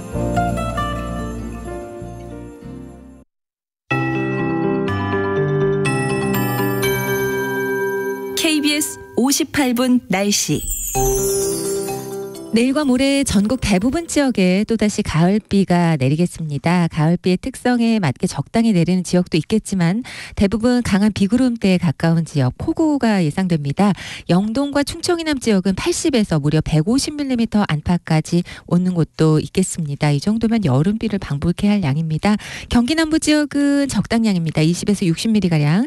영동 지방은 30에서 80mm지만은 많은 곳은 100mm 이상 올 수도 있겠고요.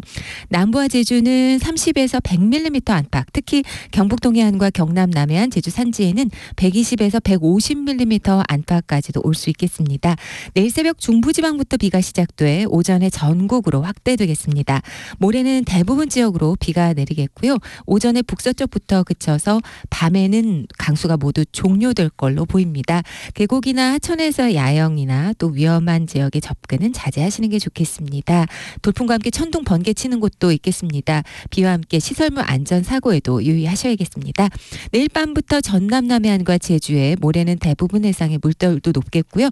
대부분 지역의 바람도 강하게 불겠습니다. 내일 아침 기온은 서울 22도 등 19도에서 23도, 낮 최고 기온은 서울 24도 등으로 예상됩니다. 지금 서울의 기온은 25.7도입니다. 강혜정입니다.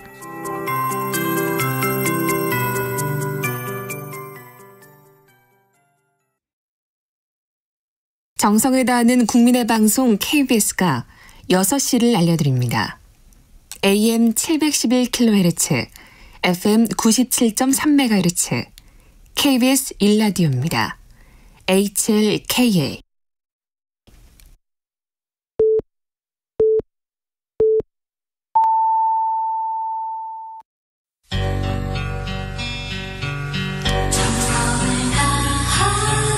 정성을 다하는 국민의 방송 KBS 주진우 라이브. 그냥 그렇다고요. 이 시각 라디오 정보센터 뉴스입니다. 법무부가 오늘 더불어민주당 이재명 대표에 대한 체포동의안을 국회에 제출한 가운데 이 대표는 이번 중에도 20일째 단식을 이어갔습니다. 문재인 전 대통령이 찾아와 단식 중단을 권유했지만 이 대표는 명확한 입장을 밝히지 않았습니다. 윤석열 사단은 전두환의 하나회의 비견된다고 발언한 이성윤 법무연수원 연구위원에 대해 법무부가 감찰에 나섰습니다.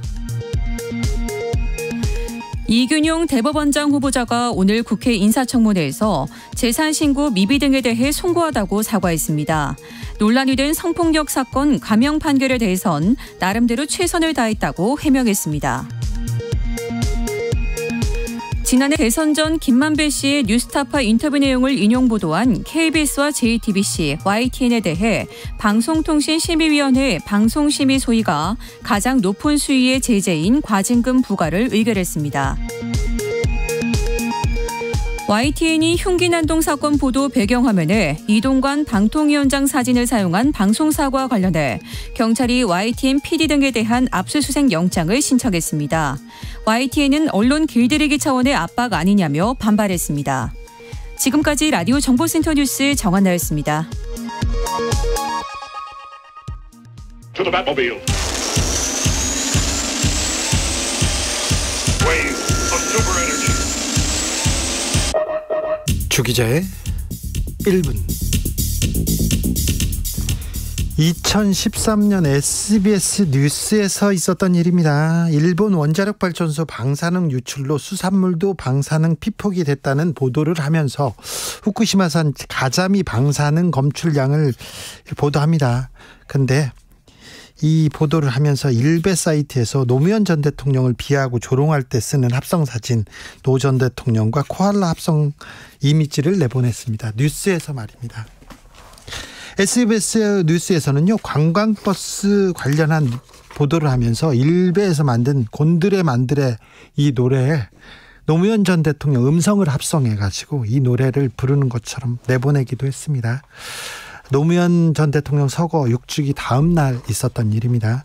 SBS 한밤의 TV 연애 프로그램이 있었어요. 영화 암살 아시죠? 그 암살 포스터에 노무현 전 대통령 얼굴이 합성된 일베 합성 이미지를 사용했습니다.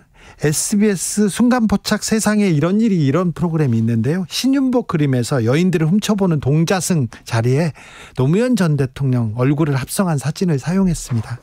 SBS에서 노무현 전 대통령을 비하할 목적인지 아닌지는 잘 모르겠습니다만 이런 일베 이미지를 사용한 게 한두 번이 아니었습니다. 그런데요, 고소 고발, 더구나 압수수색 이런 이야기는 듣지도 기억하지도 못합니다. YTN이 흉기 난동 사건을 보도하면서 이동관 방송통신위원장 사진을 배경화면으로 내보냈습니다. YTN 내부 조사를 해보니까 PD하고 기술 스태프하고 의사소통이 원활하지 않아서 발생한 실수라고 파악했습니다. 그러나 YTN은 바로 온라인에서 해당 장면 삭제하고 사과했습니다. 하지만 이동관 방통위원장 YTN 임직원 형사 고소하고요, 3억 원 민사소송도 제기했습니다. 그러자 YTN PD와 기술 스태프에 대한 압수수색 경찰이 바로 영장 신청했다고 합니다. 무섭다는 분들 많습니다. 과하다는 분들도 많습니다. 웃기다는 분들도 많고요, 애처롭다고 생각하는 사람도 많습니다. 주 기자의 1분이었습니다.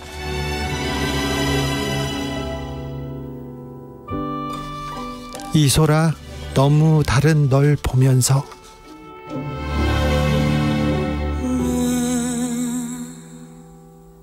영원할 거라고 생각했던 그 믿음조차 무색한 것은 누구의 탓도 아니겠지만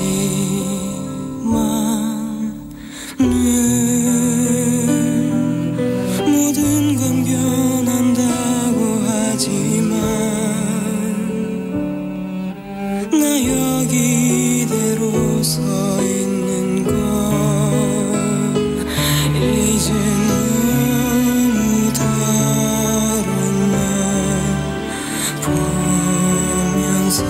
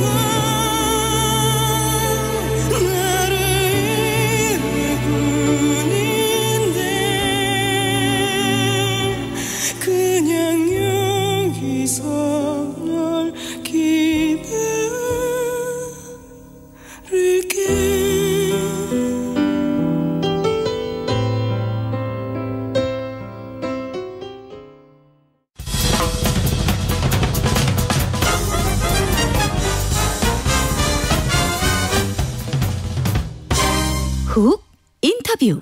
모두를 위한, 모두를 향한, 모두의 궁금증 훅 인터뷰. 오늘이 9.19 평양 공동선언 5주년을 맞는 날입니다. 윤석열 정부 들어서 9.19 군사합의 파기해야 된다 이런 목소리도 계속 나오는데요. 남북은 경색 관계에서 벗어나지 못합니다. 긴장만 높아지고 있는데 남북 그리고 평화 한반도의 모든 얘기 좀 짚어보겠습니다. 홍현익 전 국립외교원장 안녕하세요. 네, 안녕하십니까. 네. 원장님 9.19 평양 공동선언 어떤 내용이고 어떤 의미를 갖습니까? 네, 5년 전 오늘 그 하노이 정상회담에서 김정은과 트럼프가 그거 전이죠. 네, 하노이 트럼프 만나기 전이고요. 네. 싱가포르에서 김정은과 트럼프가 만나서 네. 합의를 봤는데 2018년 6월 12일이죠. 그리고 나서 트럼프가 김정은과 약속한 걸 다 까먹은 듯 아무것도 안 지키고 폼페이오 국무장관을 보내서 평양을 보냈는데 자기가 약속한 한반도 평화체제 수립이나 북미 관계 정상화는 완전히 제쳐놓고 북한의 비핵화만 따지고 돌아가서 북한이 이 날강도 같은 이런 요구가 어딨냐, 4개 합의했는데 왜 미국은 그렇게 자기가 한 약속은 안 지키고 우리만 지키라 그러냐. 그래가지고 이제 싱가포르에서 엄청난 합의가 됐는데도 아무런 진전이 안 되고 있었거든요.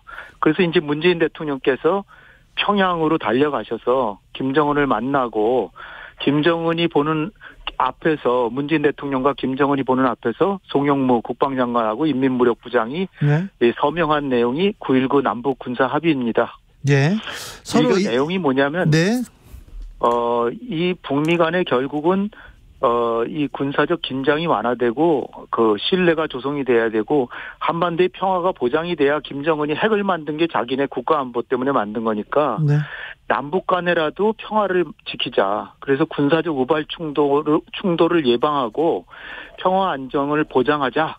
그래서 이 분단 후 처음으로 지상과 해상 공중의 적대행위 중단 구역을 설정하고 비무장지대를 평화지대로 만들고 그래서 GP를 다 철수시키고 다 폭파시키고 했죠.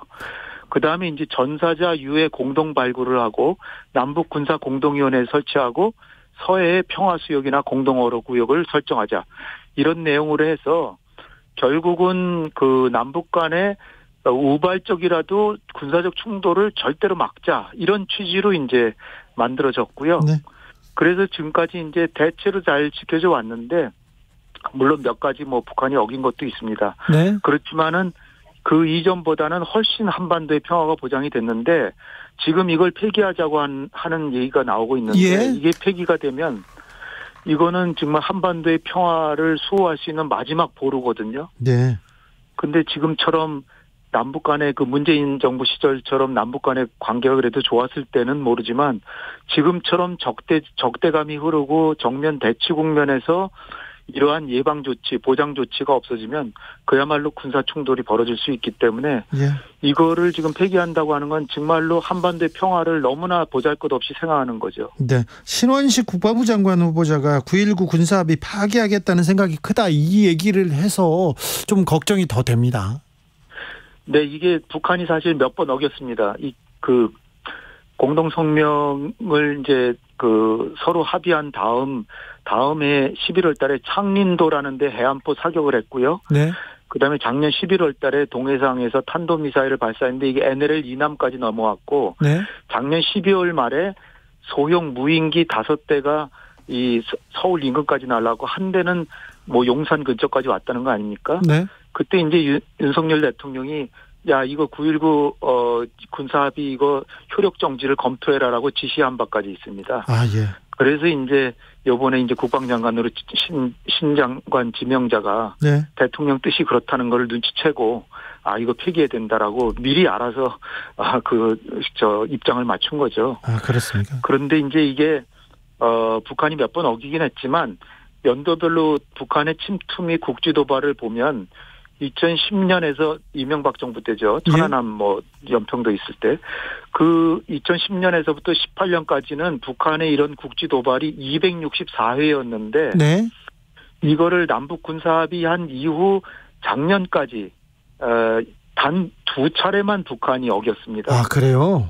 그러니까 엄청나게 효과가 좋은 거죠. 네. 그런데 이제 평화를 위한 구역이고 평화를 위한 합의인데 이 부분을 이렇게 되돌려야 되나 이런 생각은 또 계속됩니다. 평화를 그러니까 휴전선 인근에서 육지 부분, 그다음에 바다, 동해 서해 바다, 그리고 하늘에서의 영공에서 서로 우발적으로 충돌할 수 있는 여지를 없애기 위해서 서로 그 군사 활동 이런 걸 하지 않자는 거거든요. 네. 근데 이제 이거를 폐기하자는 측에서는 뭘 주장하냐면 이게 서울은 휴전선에서 멀지 않은 가까운 곳에 있으니까 여기서부터 휴전선까지 우리한테 중요한 지역이잖아요. 네. 그 지역의 일부를 군사 활동을 못하게 하니까 우리 훈련 지역도 줄어들고 뭐 이런 것들이 우리한테 많은 불편을 준다. 뭐 이런 얘기를 지금 하고 있습니다. 아, 예. 김정은 러시아 갔는데요. 생각보다 길었어요. 그 푸틴 대통령하고 정상회담 이후에도 여기저기 둘러보던데 원장님은 어떻게 보셨습니까? 이게 뭐 아주 초음속 전투기도 보고요, 미사일도 보고, 잠수함도 본 것 같고요. 공군기지도 방문하고 태평양 함대도 갔습니다. 그렇게 해서 푸틴과 서로 포탄과 이 우주정찰 위성 발사하는 거 기술도 전수받기로 한 것 같고요. 왜냐하면은 트럼프가 만난 곳 자체가 보스토친이라고 거기가 2018년에 완성된 러시아의 최첨단 우주 발사 기지입니다. 네. 그러니까 거기를 푸틴이 직접 안내해주면서 내가 여기에 온 것은 김정은 위원장이 이런 우주과학 기술에 관심이 많아서 도와주려고 왔다 이렇게 선언을 했어요. 예. 근데 이거 자체가 이제 사실 유엔 안보리 제재 위반이거든요. 아, 예.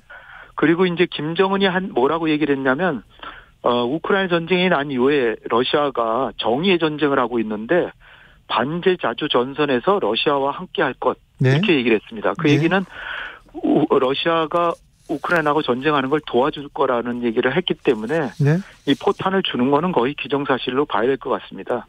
물론 이제 미국이나 국제사회가 눈을 부릅뜨고 이제 보겠지만 안 보이는 방식으로 어떻게든 주겠죠. 그래서 이것의 여파가 북한은 어떻게 보면 10월 달에 이제 인공위성 다시 쏠 것 같은데 그게 성공할 가능성이 이제 점점 커지고 있고 그 다음에 이제 자기 위성도 쏘지만 그 자기 위성 가지고는 이 정찰하는데 카메라가 나쁘고 그래가지고 별로 못 보니까 러시아가 정찰한 내용도 좀 주고 그 다음에 이게 이제 냉전 종식 이후에는 소련 이후에는 하나도 안 줬잖아요. 근데 이제 그것도 주고 그 다음에 이제 북한이 필요로 하는 게 핵 잠수함 뭐 이런 것도 필요한데 그거 기술도 줄 가능성도 있고 또 하나는 이제 우리가 공군력이 압도적으로 우세한데 러시아의 미그 29 같은 게 한 70여 대가 그냥 남아 돌아서 그냥 놀고 있습니다. 관리비만 들죠. 그러니까 그 해체해가지고 북한에 보내서 다시 조립해서 쓸 가능성이 있는데 이렇게 되면 우리의 공군력이 압도적인 우세인데 상대적으로 우리의 압도적인 우세가 좀 약화될 수 있고요. 그 다음에 뭐 경제협력이라든지 뭐 여러 가지 뭐 협력들 연해주와의 협력, 노동력 파견도 사실 지금 연해주에 지금 한 수천 명의 북한 사람들이 있는데 이 사람들이 연해주에는 지금 젊은이들이 별로 없어요. 그래서 러시아는 그 북한의 저렴하고도 우수한 노동력이 절실히 필요한데 이게 안보리 제재를 어겨가면서 계속해서 이걸 더 받아들일 가능성이 있고 그렇게 되면은 국제사회는 이걸 안보리 제재도 추가로 못하고 그런 상황에서 북한은 이제 돈이 생기고 또 포탄을 주면서 러시아로부터 첨단 무기 기술도 받고 그러니까 꼭 먹고 알 먹고죠.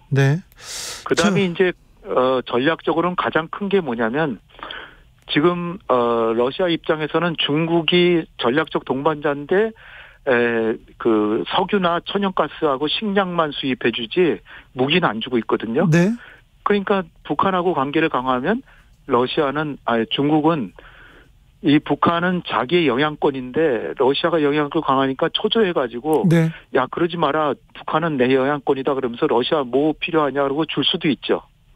그다음에 북한의 입장에서는 중국하고 90%의 무역을 중국하고 하고 있는데 중국이 북한이 생각하기엔 덜 도와주거든요. 그러니까 러시아하고 협력을 강화하면 중국은 북한을 더 도와줘야 되겠구나. 자칫하다가 러시아한테 영향력을 뺏기겠구나. 이런 생각을 하기 때문에 네. 푸틴과 김정은은 서로 만나서 자기네끼리 이익이 되는 거 주고받기도 하지만 중국이 자기네들한테 더 잘하게 하는 그런 엄청나게 좋은 효과를 가지는 거죠. 그렇죠. 아, 그러니까 러시아. 예. 꼭 먹고 알 먹고입니다. 그냥. 예. 자, 그래서 우리 외교력도 시험대에 올랐습니다. 한미일 동맹 외치다가 지금은 유엔 총회 이렇게 갔는데 북한한테 메시지를 낼 거 아닙니까? 네. 네. 어떤 메시지가 나올까요? 대통령께서 또 그 중국이나 러시아에서는 강력한 입장을 잘 내시잖아요. 예. 그런데 이제 제가 이제 걱정이 되는 거는 예. 북한에 대해서는 좀 강하게 얘기해도 뭐 그만이지만 네. 그 북한도 사실은 강하게 얘기도 하면서 대화도 추진해야 되죠. 물론 당연히. 예. 근데 대화 추진하는 게 너무 없고요. 예. 근데 이제 제가 우려하는 거는 러시아가 이제 북한에 무기를 주고 기술을 주고 하는 게 이제 우리에게는 국익에는 굉장히 부정적이기 때문에 네. 유엔 연설을 하시면서 러시아를 제재해야 된다 뭐 이런 말씀하실까봐 제가 좀 우려됩니다. 아이고. 러시아에 대해서는 좀 포괄적으로 그냥 두루뭉실 얘기를 하고. 예. 그러니까 북러 간의 무기 협력 이거는 안보리 제재 위반이다. 뭐 거기까지는 그래도 괜찮지만 거꾸로 제가 대통령께 건의드리고 싶은 거는 이런 기회에 거꾸로 지금까지는 지금 북러 정상회담 결과로 우리에게는 제일 큰 손해를 본 게 뭐냐면 네. 2년 전만 해도 러시아는 우리의 친구였거든요. 예. 전략적 동반자였는데 러시아 미군기 러시아 우주기지에 가서 우리 대원들이 훈련했었어요. 당연하죠. 러시아는 남한과 북한 모두의 우주기술을 도와주는 나라가 됐습니다, 이제. 예. 그런데, 그 사실은 우주기술은 미국은 잘 안 주기 때문에. 네. 러시아로부터 훨씬 많이 우리가 받아온 거죠. 미국은 그 군사기밀이라고 잘 안 줍니다. 예. 근데 러시아는 이제 자기네가 뭐 경제적으로도 필요하고 한국하고 협력이 필요하니까 선뜻 줬는데. 네. 그런데 이제 제가 말씀드리고 싶은 게 뭐냐면. 네. 2년 전만 해도 러시아는 이렇게 전략적 동반자로서 우리의 친구였는데. 네. 이제는 거의 적대적인 관계로 변했다는 거죠. 예. 중국도 대통령께서 미국에 가시기 전에 로이터 통신하고 인터뷰하면서 네. 양안 관계에서의 힘에 의한 현상 변경은 절대 반대한다라고 그러셨거든요. 네. 그러니까 그거를 아마 시진핑이나 중국의 지도자는 속에다가 사무치게 생각하고 있을 거예요. 자기네 사활적 이익을 한국이 그렇게 감히 건드리냐 이러는데 지금 이제 우리 정부가 뒤늦게나마 한중일 정상회담 한다 그러고 하지만 거기는 시진핑이 오는 게 아니고 리창이 옵니다. 예. 리창은 사실 중국의 총리지만 예. 시진핑 주석의 비서였어요. 예. 그러니까 격이 훨씬 떨어지기 때문에 네. 그나마 다행인 게 중국은 실용주의 외교를 해서 우리가 이렇게 중국을 그렇게 건드려도 그냥 우리한테 정면으로 보복하지 않고 그래서 참 저는 다행이라고 생각합니다. 네. 그런데 지금 우리가 이제 뒤늦게나마 중국하고의 관계를 이제 다독거리려고 하는데 그거는 그나마 다행인데 네. 그렇다고 해서 중국이 한중일 정상회담을 하는데 오니까 중국과의 관계도 문제 없다라고 생각하면 천만오산이라는 거죠. 네. 그건 아니고요. 중국에 대해서는 그야말로 그들이 사활적인 이익이라고 하는 걸 건드리지 말아야 되는데 네. 왜 그렇게 중국이나 러시아에 대해서 이익을 이렇게 쉽게 건드리는지 모르겠어요. 이를테면 우크라이나에 대해서도 몇 가지 조건을 러시아가 어기면 우크라이나에다 살상무기도 줄 수 있다 이렇게 얘기하셨잖아요. 예. 이런 얘기 같은 건 앞으로는 안 하셨으면 좋겠습니다. 네. 외교 이게 만약 그렇게 되면 네. 예. 러시아가 우리 적대국이 되면 어떻게 되겠습니까? 그러니까요. 외교적 수사라는 게 있지 않습니까? 또 네. 만약에 그렇게 그런 일이 발생하더라도 말을 안 하는 게 또 외교적인 또 제스처이기도 한데 이런 전략을 가지고 다 얘기하겠죠. 근데 전략적인 부분에서요. 네. 외교라는 건 사실 기브 앤 테이크인데 네. 제일 잘하는 외교는 적게 주고 상대의 마음을 얻으면서도 실익을 또 그래야죠. 많이 받아오면 최고잖아요. 네, 챙겨야죠.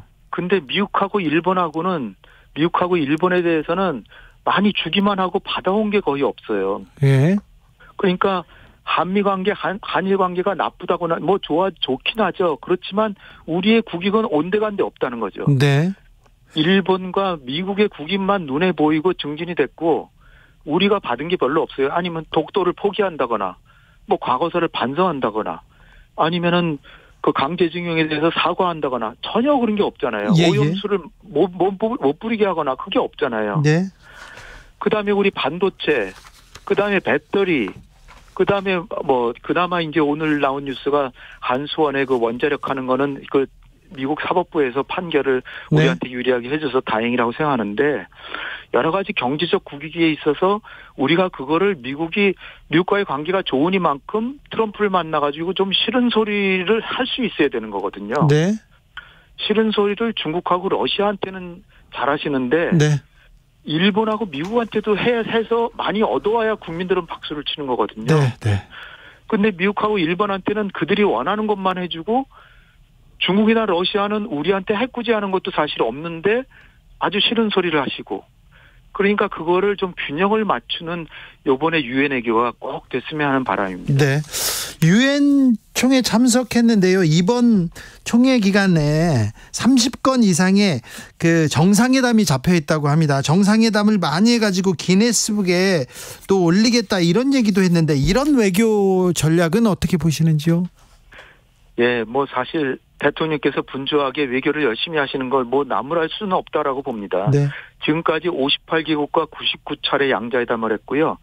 요번에 유엔 방문해서 첫날에 9개 나라랑 정상회담했고 네. 총 38개국과 정상회담을 한다는데 그 목적은 2030년 부산 엑스포 유치하려고 이제 그 목적인데 네. 이게 엑스포 유치가 언제 결정되냐면 11월 28일 날 파리에서 국제 박람회 기구에서 결정됩니다. 네. 2달 열흘 뒤에요, 딱. 예. 결국은 빈살만과의 경쟁에서 예. 윤석열 대통령께서 이렇게 정상회담을 잘해가지고 11월 28일 날 우리가 부산 엑스포를 따오면 전 박수를 쳐줄 거고요. 예. 만약에 못 따오면 엄청나게 그냥 도로 헛된 노력이었다 이렇게 볼 수 있는 거죠. 아, 그래요? 외교적 노력을 열심히 하시는 것도 중요하지만 네. 한반도에 중요한 거는 북한하고 중국하고 러시아인데 네. 이들 3국하고의 대화의 문을 열고 예. 북한은 우리에게 북한에 대해서 억지나 확장 억지만 강화하는 것뿐 아니라 네. 북한하고의 대화를 열고 북한이 남한에게 도발하지 못하도록 그 동기를 관리하고 남북 간의 협력을 도모해서 그래가지고 통일이 되는 그날까지도 남북 간의 관계가 분담 비용이 최소화하게 되는 그런 선순환적인 국제관계를 가져오는 게 최선인데 네. 그런 그림을 참모들이 그려주지 않는 것 같아요. 그러게요. 남북 간의 관계가 개선이 돼가지고 얼마든지 남북 관계에서도 득을 볼 게 많은데 네. 그게 아니라 억지하는 것만 오로지 집중을 하니까 네. 결국은 언제 전쟁이 날지 모르는 국민들은 불안한 거죠. 네. 알겠습니다. 여기까지 듣겠습니다. 홍현익 전 국립외교원장입니다. 말씀 감사합니다. 감사합니다. 정치 피로, 사건 사고로 인한 피로, 고달픈 일상에서 오는 피로. 오늘 시사하셨습니까? 경험해보세요. 들은 날과 안 들은 날의 차이. 여러분의 피로를 날려줄 저녁 한 끼 시사. 추진우 라이브.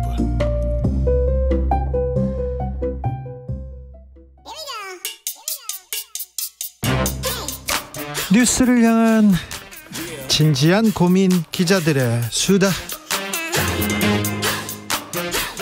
라이브 기자실을 찾은 오늘의 기자는 은지혁이요. 시사인 김은지입니다. 네. 자, 준비한 첫 번째 뉴스는요. 네, 개식용 금지 입법 논의가 급물살을 타고 있습니다. 여야가 이 법안은 뭐 통과시킨다 얘기 나오던데요? 네, 모처럼 한 목소리를 내고 있기 때문에 통과될 가능성이 크다라는 말이 나오고 있는데요. 네. 현재 개식용 금지와 관련해서 21대 국회에서 발의된 법안은 모두 9건이라고 하는데요. 네. 이현승, 안병길 국민의힘 의원, 한정혜 더불어민주당 의원, 윤미향 무소속 의원 이런 분들이 각각 법을 발의했습니다. 근데 개식용 논란 여기에 대한 법안은 그동안 많이 나왔어요. 그런데 급물살 탑니다. 이유가 뭡니까? 네, 여의도에서는 김건희 여사가 원동력이다라는 평가를 하고 있는데요. 네. 지난 대선에서 양당 후보 모두 게시경 금지를 공약했지만 정권 교체 이후에 여당이 된 국민의힘에서는 뚜렷한 움직임이 없었던 게 사실입니다. 그런데 김건희 여사가 움직였죠? 네, 이제 특히나 이제 작년 6월달에 서울신문과 인터뷰에서 윤석열 정부에서 진전을 이뤘으면 하는 정책에 대해서 동물학대와 유기견 방치, 게시경 문제 등에서 구체적 성과가 나오길 바란다 이렇게 말한 바가 있고요. 더 나아가서 올해 4월에는 청와대 상춘제에서 열린 동물보호단체 관계자들과의 비공개 오찬에서 정부 임기 내 게시경을 종식하도록 노력하겠다. 그게 제 본분이라 생각한다. 라고 말했다는 사실이 전해지기도 했습니다. 네, 기자회견장에 이렇게 등장하기도 했잖아요. 네, 등장하기도 했었고요. 네. 그런데 김건희 외법이라고 이렇게 부르는 기사들이 많더라고요. 네, 지금 정부 여당에서 나오는 이야기이긴 한데요. 네. 태영호 의원 같은 경우에는 김 여사의 청와대 발언이 알려진 바로 이틀 후에 게시경 금지 담긴 동물보호법 개정안 발의하기도 했었고요. 또 이현승 의원도 지난달, 안병길 의원도 이달 7일에 각각 관련된 법을 제안하기도 했었습니다. 그런데 김건희법 이렇게 얘기하면 그럴 수 있어요. 그런데 그러면 이게 통과가 쉬울까요? 네, 우선은 박대출 정책위 의장은 그에 대해서 언론이 쓰는 용어를 인용했을 뿐이다 이렇게 설명을 하고 있습니다. 예? 뿐만 아니라 당 지도부에서는 영부인 이름을 딴 법안에 국내에 전례가 있는지 조사했다라고 하는데요. 그 결과에 따라서 1963년부터 1969년 미국 존슨 대통령이 있는데 그의 배우자 레이디 버드 존슨이라고 해서 이름을 따서 레이디 버드법이라는 게 있다라고 합니다. 그 법이 광고와 간판을 규제하고 야생화와 자생식물을 심도록 하는 도로미화법이라고 박대출 정책위 의장이 소개하고 있는데요. 하지만 당내에서 비판이 나오고 있는 것도 사실입니다. 그러니까요. 김건희 여사가 우리 정치에 또 가지고 있는 독특한 위상이 있기 때문에 이게 법안 통과에는 어떤 영향을 미칠지 좀 지켜보겠습니다.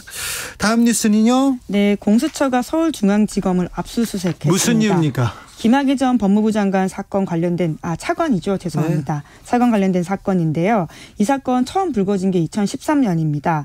이 당시 검찰이 김 전 차관을 제대로 수사도 하지 않고 봐줬다 이런 비판이 있었는데요. 네, 경찰이 수사하는데 못하게도 하고요. 분명히 저 영상이 김학의 전 차관이 맞음에도 불구하고 우리는 모르겠어요 얘기하더라고요. 저 그때 취재했었는데 저도 영상 보는데 김학의 차관 맞더라고요. 근데 안 했어요. 봐주기 했었어요. 근데 그 수사입니까? 네, 그 수사팀이 특수직무 유기를 했다라는 혐의로 차규근 법무연수원 연구위원이 고발을 했는데요. 네? 이 사건을 지금 공수처가 수사를 하고 있다라고 보시면 됩니다.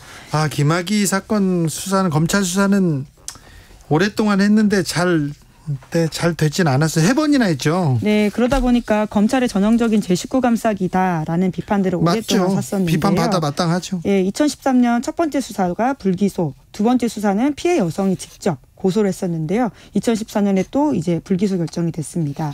그러다가 문재인 정부 들어서 법무부 검찰과거사위원회가 세 번째 재수사 공고를 했고요. 검찰이 그러자 이제 특별수사팀을 꾸렸습니다. 그런데 왜 1차 수사팀을 고발하는 거죠?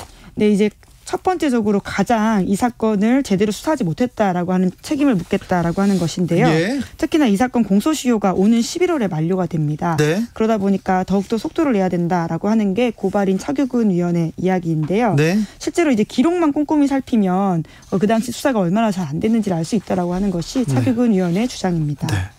검찰 수사는 좀 말이 안 됐어요. 그러니까 검찰 출신, 검찰한테 유리한 사람한테는 이렇게 봐줄 수도 있구나 이런 얘기가 나왔습니다. 김학의 전 차관은 박근혜 정부의 엄청난 실세였는데 실세니까 더 수사를 못하는구나 그랬었는데 이번 수사가 어떻게 되는지 좀 지켜보겠습니다. 네, 이제 물론 최종 수사 세 번째 수사도 결과적으로는 김학의 전 차관이 무죄를 받았었는데요. 네. 공소시효 등이 지났다라는 이유가 그렇죠. 있습니다. 네, 그러니까 1차 수사를 잘못해서 그렇게 된 거잖아요. 자, 마지막으로 만나볼 뉴스는요. 네, 바이든 대통령의 아들이 기소됐습니다. 아들 기소됐더라고요. 네, 그러니까 사실 바이든 대통령의 아들은 이미 기소된 바가 있는데요. 네? 미국에서 현직 대통령의 자녀로서 형사 사건에 기소가 된 건 처음 있는 일이라고 어떤 합니다. 혐의입니까? 예, 마약을 한 상태에서 총을 샀다라고 하는 혐의인데요. 네. 예, 미국에서는 주마다 다 법이 다르긴 하지만 마약을 한 상태에서 총기를 구매하는 게 불법이라고 하거든요. 네. 그런데 그렇게 했다라고 해서 지금 기소가 된 건데요. 원래라면 기소유예로 끝날 뻔한 사건이었는데 정식 기소가 됐습니다. 그래요? 왜요? 거기에 대해서는 이제 헌터 그러니까 바이든 아들의 주장과 그리고 판사의 주장이 좀 다른데요. 네. 바이든 아들 쪽에서는 공화당 압력 때문에 합의가 무산됐고 내가 기소가 됐다 이런 주장을 하고 있거든요. 정치적 기소다 이렇게 얘기하는군요. 네, 왜냐하면 해당 판사가 트럼프 행정부 당시 임명된 인사이기 때문에 네. 자기를 정치적으로 이용하려고 한다라고 주장하고 있습니다. 아무튼 대통령 아들의 기소 이거 대선 레이스에 좀 영향을 미치겠는데요. 네, 특히나 이제 트럼프 전 대통령에서는 집중적으로 이 이슈를 퍼붓고 있는데요. 네. 이미 이제 헌터 같은 경우에는 2020년 대선에도 공화당의 단골 공격 소재였습니다. 네. 아까 말씀드린 것처럼 바이든 대통령이 당선되기 전에도 이미 기소가 된 바가 있는데요. 문제가 좀 있었죠. 예, 2017년, 2018년 이제 세금을 내지 않았다라는 혐의였었습니다. 그리고 이분이 뭐 술 그리고 마약 그리고 예, 여성 문제가 좀 있었어요. 예, 여러 가지 문제에 있어서 스스로도 회고록을 내고 그에 대해서 밝힌 바가 있는데요. 바이든 대통령도 뭐 아픈 손가락이다라고 하면서 여러모로 세게 자기 아들에 대해서 이야기하지 못했던 점이 있습니다. 네. 왜냐하면 과거에 이제 어머니와 어린 동생이 자동차 사고로 숨졌고 형도 뇌암으로 숨졌거든요. 예. 그러다 보니까 굉장히 헌터한테 약하다 이런 지적을 한 사람들이 많은데요. 하지만 선거 레이스에서는 이게 어떻게 영향을 미칠지는 여러모로 좀 기초가 주목되고 있습니다. 네. 네. 게다가 이제 공화당에서는 바이든 대통령에 대한 탄핵 조사를 실시했는데요. 네. 이 이슈도 헌터라는 아들이 우크라이나 에너지 기업 등에서 이사 등 직함과 함께 거액을 받았다. 그것은 과거의 부통령이었던 아버지 역량 때문이다라고 해서요. 직접적으로 바이든을 공격하고 있습니다. 자, 메카시 하원 의장이 직접적으로 지금 바이든 탄핵한다 꺼내니까 또 바이든 대통령의 지지율이 올라갑니다. 네. 탄핵 카드만 나오면 또 반대의 효과를 또 보입니다. 네, 서로 지지층이 이제 뭉치기 때문이라고 보이는데요. 네. 아무쪼록 이 헌터의 취업이나 관련된 수사는 바이든 대통령의 영향력이 계속 이제 공세가 될 수밖에 없어서 네. 헌터에 대한 재판, 검찰 수사, 하원 조사 이런 것들이 부담이 될 수밖에 없다라는 전망이 나오고 있습니다. 재선으로 가는 길 아들 문제가 또 불거졌네요. 탄핵도 나왔고요. 나이 문제 계속 나오는데 무엇보다 경제가 변수가 될 거예요. 경제가 미국 대선은 어찌 되는지 저희가 자세히 연구해서요. 계속해서 분석 자료 내드리겠습니다. 기자들의 수다 시사인 김은지 기자와 함께했습니다. 감사합니다. 네, 고맙습니다. 교통정보 알아보고 가겠습니다. 유하영 씨. 네, 이 시각 교통정보입니다. 서울 시내에서는 내부순환도로 성수 분기점 방향 정릉램프 지난 지점 1차로에 고장난 차가 서 있습니다. 연희램프부터 막히고요. 30분 정도 걸리겠습니다. 강변북로 일산 쪽으로 한남대교에서 가양대교까지 막히고요. 그 사이 반포대교 부근 4차로에서 사고 났습니다. 주의하셔야겠습니다. 올림픽대로 공항 쪽으로 영동대교에서 방화대교까지 정체고 1시간 15분 정도 걸리겠습니다. 반대 하남 쪽으로는 성수대교 지난 지점 4차로에서 사고 났습니다. 동작대교부터 막히고요. 동작대교 부근 4차로에는 고장난 차도 있어서 더 혼잡합니다. KBS 교통정보센터였습니다.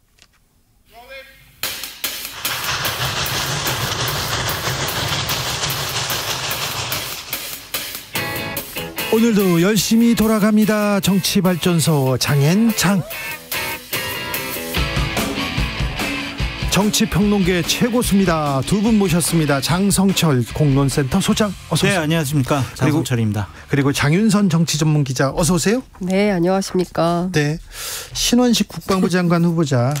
네, 쿠데타를 이렇게 계속 왜 귀를 감싸세요? 머리 감쌌어요. 머리 아파요. 이완용 발언은 어떻게 생각하세요? 신원식 후보자가 네. 부적절하고 국민들이 일반적으로 가지고 있는 상식적인 말을 안 한 것들이 네. 많아서 네. 이걸 저희가 그냥 개별적인 사안들을 비판하기는 너무나 참 시간 낭비 같기도 하고. 근데 너무 좀 이렇게 심해요. 네. 너무 심해요. 네. 그러니까 대한제국은 일본에 저항했다 하더라도 독립을 유지하기 어려웠고 이완용이 비록 매국노였지만 어쩔 수 없는 측면도 있었다. 우리는 매국노의 상징으로 이완용을 비난하지만 당시 대한제국은 일본에 저항했다 하더라도 일본과 국력 차이가 너무 현저해서 독립을 유지하기가 어려웠다. 아니 이분은요 역사의식도 그렇지만 국어도 좀 부족하신 것 같아요. 아니 그러니까 너무 말이 안 돼 앞뒤가. 아니 그렇기도 하고 이거는 군인으로서 절대로 대한민국 군인 아닙니까? 네? 삼성 장군이에요. 삼성 장군이 이런 매국노에 대해서 이렇게 관대한 태도를 갖고 있으면 도대체 대한민국은 누가 지킵니까? 그러니까 저는 대통령께서 네? 이러한 과거의 발언들을 몰랐을 거라고 생각이 들어요. 몰랐다니요. 아니 유명했잖아요. 아니 그러니까 도대체 저는 그러면 법무부의 인사검증단은 도대체 뭘 하고 있는 거냐. 그래서 한동훈 장관이 총체적인 책임은 1차 검증의 책임은 법무부에 있다고 했어요. 그런데 이런 거 하나도 거르지도 않고 이런 사람들을 전부 장관 후보자로 올려놓고 지금 어떤 측면에서 보면 전 국민에게 망신을 당하는 중이에요. 그래서 한동훈 장관을 대통령께서 혼내시고 네. 신원식 장관 후보자는 네. 지명 처리를 하시는 것이 좀 옳아 보이는데 상황 안 그럴 것 같아요. 그냥 본인이 한번 임명하겠다고 생각을 하고 있으니까 네. 인사청문회는 그냥 단순한 통과 의뢰. 국민의 그러니까 상식과는 굉장히 좀 떨어져 있습니다. 아니 지금 보면 지지율이 오늘 여론조사 보니까 30% 아니 죄송해요. 저도 모르게 그만 죄송합니다. 수치는 말씀하지 마시고. 네, 알겠어요. 네. 여하튼 나왔어요. 나왔는데 상당히 이제 떨어진 수치가 나왔다. 이거 상당히 위기인데 제가 그래서 좀 물어봤습니다 주변에. 근데 절대 신경 안 쓴다는 거예요. 뭐 여론조사가 아무리 떨어져도 장 선생님 자꾸 머리를 휘잡고 제가 말을 못 하겠는데. 그러니까 국민 민심 여론조사 네. 상관 안 낸다. 네. 네. 근데 국민들이 이렇게 장 선생님처럼 다 머리를 쥐어 뜯으면서 괴로워하고 있는 거 아닙니까? 네. 이런 국민들을 외면해서야 되겠습니까? 대통령이 정말 답답합니다. 자, 김행 후보자는요. 의혹들이 계속 나오고 있습니다. 일단 기본적으로 김건희 여사 잘 모른다. 20년 직이 아니다. 딱 2번 만났다. 그런데 그 이후에 계속 해명이 꼬이고 있어요. 계속 만난 장면들이 계속 포착되고 있어요. 그러니까요. 참 지난주에 제가 이 자리에서 김행 장관하고 통화한 내용을 상세히 말씀을 드렸는데 네. 그다음에 나오는 사진들을 보면 이게 어떻게 된 건지 네. 다시 그러니까 중요한 건 안 만났는데 사진은 나오더라고요. 그러니까 그런데도 이제 몰랐다고 얘기를 하는 건데 중요한 네. 포인트는 이제 공직자의 인사 검증에서 제일 중요한 게 본인의 주장과 다른 팩트가 계속 확인이 되면 인정을 해야 되는 거거든요. 네. 그리고 사과해야 되는 거거든요. 네. 근데 그게 아니라 이제 오늘 얘기를 들어보니까 인사청문회 하는 그날까지 후보 검증하는 보도 하지 말라는 얘기를 가짜 뉴스다. 도구 지나친다잖아요. 네, 그래서 하지 말라고 하는 건데 그래서 하여튼 오늘을 중심으로 해서 도어 스태핑 중단하고 내일은 새만금 현장으로 간대요. 여성가족부 장관 네, 후보자로서 서울에 있어봐야 맨날 기자들하고 이런 실랑이를 하게 되니까 내일은 현장 방문 일정을 잡겠다. 그래서 새만금 상황이 어떤지 후보자로서 체크를 하고 아니 새만금을 지금 잼버리를 지금 체크하면 어떻게 해요? 잼버리 조직위 당시 사무총장도 만나려고 한다. 이제 이런 얘기를 하고 있습니다. 그러니까 신원식 후보자나 김행 후보자가 본인들이 해명하고 변명하는 것들을 이 자리에서 소개하는 것들이 과연 적절한 것이냐, 무슨 의미가 있는 것이냐 그런 생각이 들 정도로 상당히 사실과는 다른 거짓말은 하면 안 되죠. 그러니까 본인들의 해명과 네. 또한 밝혀지고 있는 의혹 제기되는 것들이 상당히 괴리가 있어 보인다라고 말씀을 드리고요. 좌절스러워요. 뭐가 좌절스럽냐면 유인촌 장관 후보자가 제일 나아 보여요. 아이고. 이렇게 지명받은 분들 중에 제일 나아 보이는 것이 참 좌절스러운데. 자전거 탄 거 말고는 별거 보여준 게 없는데요. 비전 정책 얘기하신 거 없는데요. 다른 어떤 의혹은 없잖아요. 네? 다른 의혹은 없잖아요. 아니, 다른 분들이 워낙 많아서. 아니 그러니까 제가 유인촌 장관이 나아 보인다라는 것 그리고 그분에 대한 여러 가지 의혹 제기나 구설수가 없다라는 것이 상당히 좀 좌절스러워 보인다라고 말씀드리는데 네. 국민의힘 의원들에게 정말 묻고 싶어요. 정말 이러한 사람들이 문재인 정권 하에서 장관 후보자로 지명되거나 추천이 됐을 때 과연 지금처럼 적임자예요. 와 잘하셨어요. 이렇게 얘기할 것이냐. 정말 국민을 대표하는 의원들을 이러시면 안 돼요. 그냥 청와대나 대통령의 발언과 선택을 옹호하기 위해서 국회의원직을 수행을 한다? 이거는 국회의원 자격 없다라고 생각이 들고 결국에는 모든 것이 공천 때문인 것 같아요. 그냥 본인들 그냥 그 지역에서 공천 받으면 당선될 것 같으니까 대통령에 대한 어떤 조언이나 비판 전혀 못하고 있잖아요. 네. 이건 정말 대단히 잘못된 일들이 벌어지고 있어요. 네. 김행 후보자 수첩에서 장성철 소장님 이름이 나왔던데요. 그 사진 어떻게 보셨어요? 그 옛날 거. 옛날 거? 본인이 수첩의 앞장에다가 적어놓은 거고. 아, 장성철 소장님을 그렇게 이렇게 다 높게 평가하고 이렇게 다 열심히 적으셨다. 평가한 건 아닌 것 같고요. 그냥 그러한 얘기들이 있으니까 본인 방송할 때 참고하려고 했던 것 같은데 저는 뭐 저를 비판을 하고 욕하고 제가 처음에 저번 주 화요일 날 뭐 친분설을 얘기했기 때문에 제가 뭐 그런 문제제기 원흉이라고 생각은 드는데 그게 중요한 게 아니잖아요. 뭐 알 수도 있죠. 아, 그렇죠. 그렇게 친분관계 있을 수 있죠. 있을 수 있어요. 제가요 위키트리 뭐 하고 아니면은 청와대 대변인 할 때 몇 번 행사장에 가서 봤다 만났다 뭐 이건 뭐가 문제겠어요.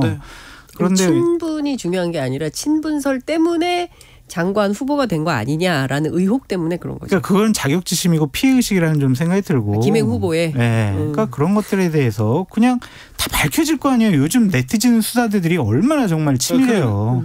앞으로 더 나올 거래요. 김행의 지명자하고 20년 지기까지는 아니고 20년 넘게 알고 지내거든요. 네. 저 기자와 국민통합 21 당 대변인으로 그때부터 만났으니까. 그런데 요즘 하는 거 보면 좀 누가요? 아, 주진우 기자가? 네네. 김행 지명자 좀 당초에 여기가 20년 지기라는 거죠. 저는 당초에 김행 후보자의 여러 가지 경험이나 여러 가지 다른 일들을 해본 것들을 보면 충분히 장관으로서 제대로 된 역할을 할 수 있을 것 같다라는 기대를 가졌었는데 지난 일주일 동안 해명을 하고 또한 본인이 그 해명에 대한 반박이 나오는 것에 대해서 또 해명을 하고 오늘은 저는 더 이상 얘기하지 않겠어요. 저런 모습을 보고 장관 후보자로서도 자격이 없는 사람이 아니냐라는 판단이 들었습니다. 네. 유인천 장관 후보자가 제일 나아 보인다. 서글프다. 여기까지 하겠습니다. 실제로 그 화살을 자기가 다 맞는 것 같다라는 느낌은 든다고 얘기를 하더라고요. 아, 그래요? 그거 억울하겠죠.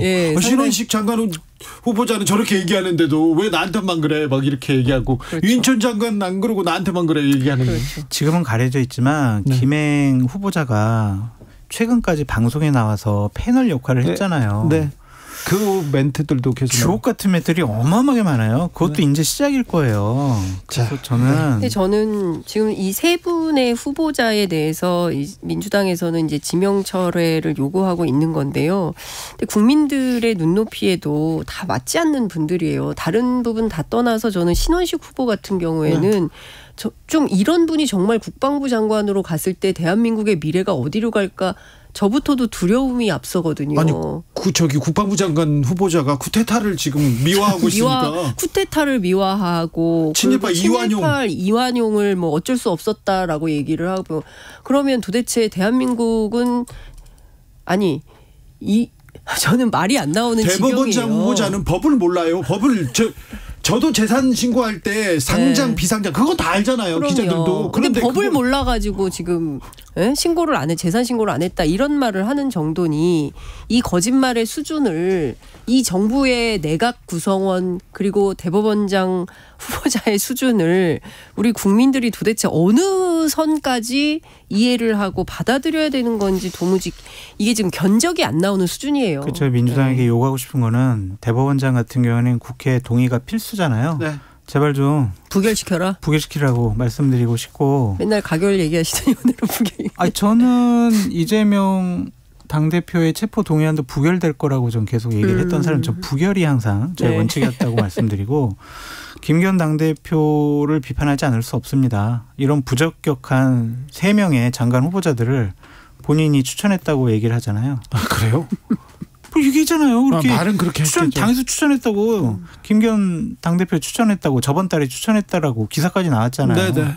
어떻게 이런 사람들을 추천할 수 있어요? 네, 알겠습니다. 너무해요, 진짜. 국민들을 어떻게 보는 거예요, 진짜? 네. 국민을 참 우습게 보는 거죠. 그러니까 이런 선택을 하고도 뭐가 문제야?